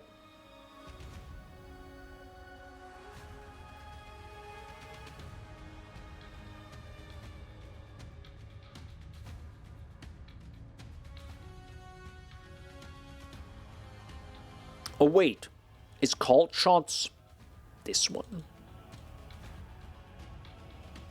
I didn't know there was a ascendancy. To be honest, I haven't played that out last week, so there's that. The Eagle Eye's a notable passive skill no longer removes the distance-based accuracy penalty. Instead, it applies 20 stacks of critical weakness to enemies when you consume a mark on them. Okay, so I'm guessing you can't consume the mark if you also use called shots meta skill, right? Because it repeatedly marks enemies near you, so you can't, I guess, consume it. Who knows? We'll find out, because it says repeatedly marks enemies. Meaning it, like, marks. So technically you could mark, consume. We'll find out. We'll find out live. You somehow just have to figure that puzzle out, how to do that. Invoker stuff. Acolyte of Chayula, I don't know. Blood Mage, Infernal, I don't know. Lich, I don't know. Crawler, Storm, I don't know. Yeah, I literally never played any of these because they either weren't strong enough, weren't good enough, or, brutally honest, weren't interesting enough to me. So, for example, the Blood Mage was like... Again, most of this stuff literally comes down to... maybe I actually have to write something down here with my list here. Is AoE pickup. AoE pickup. There we go. And to be honest, you can never make me happy with AoE pickup. I think, well, I won't say that. I think a good medium is let us scale it with some way. Right. So, for example, was it the Acolyte of Chayula, which has like these little flames or something? Bro, I cringe. I cringe when I see this shit because it exactly works the way I don't want to. Meaning, it's tiny little freaking flames with the tiniest hitbox in existence. Man, is like. And I'm fine if that is how they start off as. But this is an ARPG show, so I kind of would like them to go a step beyond that and have two things, either or both, preferably. One, obviously a way to increase the area where you can pick them up. And the way you do that is either by your level, so you scale it with something, some curve based on your level. So the higher level you have, the more AoE you have to pick them up, which would make sense because you are becoming more of an acolyte the higher your level is, right? It just kind of makes sense. Or if you want to be like, no, we kind of don't want to give them like free power that easily, but quality of life. Why not scale it with AoE? Just scale it with AoE, right? Doesn't need to be a lot, potentially, but it needs to be like a solid 5 points on a skill tree to just make it fine. And then maybe 8 or 9 points to like be good to great, potentially, right? People will figure it out, but literally nothing makes it always feel awful. And to be honest, you can literally do this with gold. God, I wish. But yeah, who knows? If there would be a cost on gold pickup skill, I'll take it. I'll take it right now. So yeah. Passive skill tree changes. Skill changes. Goodness gracious. There are mark skills are no longer spells. Okay, interesting. Again, I have not played this game for that much. Some people are so much smarter. And again, I'll play a meta skill. Not to be like the boring guy, right? But I literally look at like rain of arrows and I'm like, quality now provides fall faster instead of fires projectiles. I mean, I can already tell you that's a nerf. But generally, I'm like, but do I care? No. And it's for most skills. Of course, you usually just go, sure, the row amount, I guess. Now grants 15% increased movement speed while mounted. However, now grants 80% less movement speed penalty while using skills. Previously 100%, approximately canceling out the bonus while using a skill. So, yeah, they slightly nerfed the row. Fine. Okay. I know. Sure, let's go over lightning arrow. Perfect. Lightning arrow made no... It literally didn't receive a nerf. Alright, I already know probably what skill we're gonna play next league. I can already tell you that. Unless something else just pops out of thin air. But yeah, again, I'll play whatever is meta. And that's that.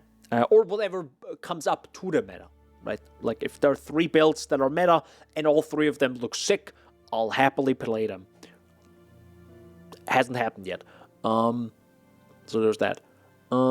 Unique item changes. Well, things will figure themselves out. Item changes. Distilled emotions have now been renamed to liquid emotions. Okay, interesting. The 3 lowest tiers of liquid emotions are now called diluted liquid emotions, while the 3 highest tiers are now called concentrated liquid emotions, okay, to better distinguish between the tiers. Okay, makes sense. Maybe they had to just change it for that.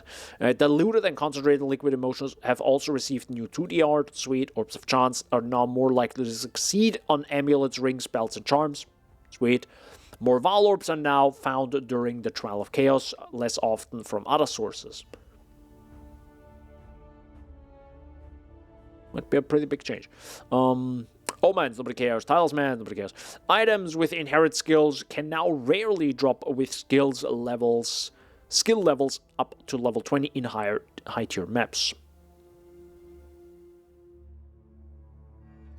Also already with the skill, I guess.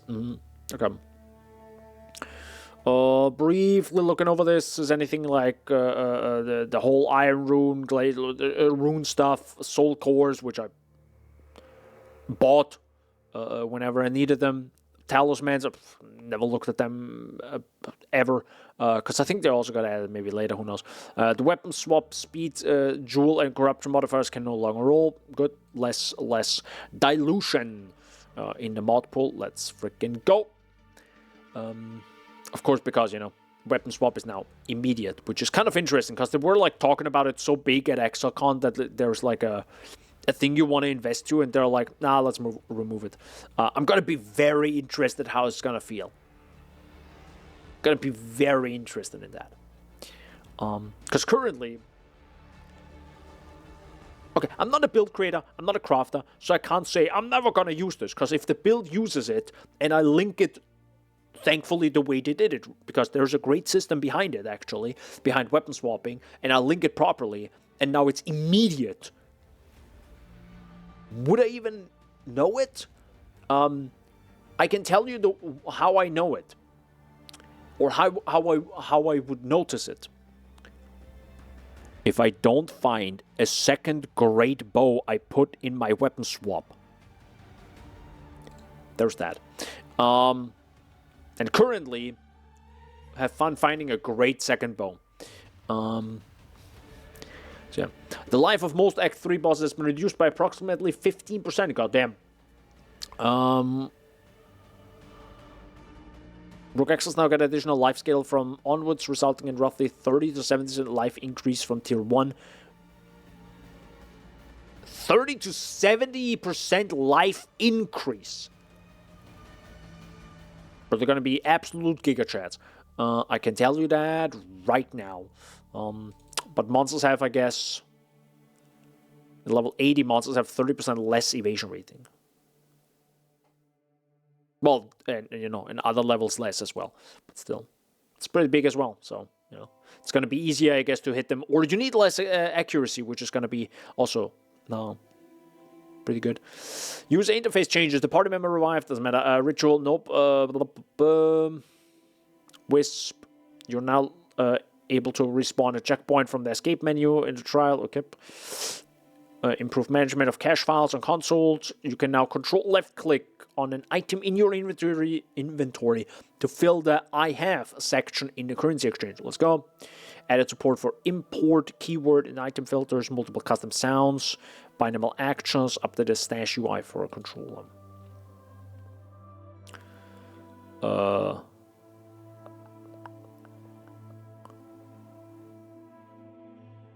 Microtransactions. Enable the following existing armor microtransactions for use in Path of Exile 2. God damn, there's a lot. And also footprint effect. Let's go! And oh my god, look at the following race rewards. Oh my lord! Legion Command and Scourge Command armor set microtransactions. Okay. And a bunch of well, actually, not that many bug fixes. Updates. Okay. You know what I'm kind of missing here? And maybe I skipped over it. Nope. I literally Googled the word engine and nothing pops up. Anything for performance. And nothing for performance. Maybe that's still missing. I would love to just roughly know what they did. Who knows? And I think, you know, it is part of the patch notes, right? An engine update and rewritten things for the engine is huge, right? So you might want to mention this in the patch notes and be like, you know, we have done excessive is the bad word. Extensive, there we go, extensive work on X part of the code. You know, it doesn't need to be any specific, but if it says something along the lines of how tiles are created, I don't freaking know, right? Or how texture blending is happening. I don't freaking know. I don't know what I'm talking about. But these words sound pretty good, you know. There's probably texture blending. Let's be honest. Let's be honest, right? There's probably texture blending. That's probably a real thing. I'm gonna shut up now. All right. I'm gonna go now with the Necropolis trailer music, which, by the way, is pretty sick.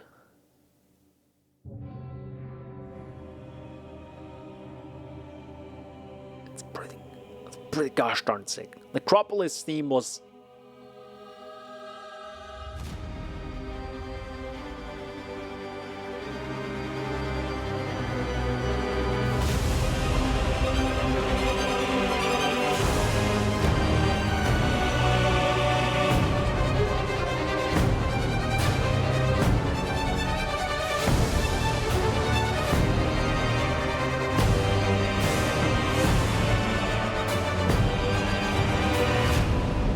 Dude, Michael James Collier just was cooking out of his gosh darn mind when he made this. With this, I'ma go now. Thank you so much for watching. It is very late here. I'm gonna go to bed, make some content tomorrow, maybe some few shorts, and probably no patch notes, but you can watch this entire thing on the VODs channel. Check out the Discord. I'll be going. Good night. Good night from me too. And stay hydrated. Don't forget to stay hydrated. Until Sunday, with more Slormancer and the finale of Slormancer. And next week,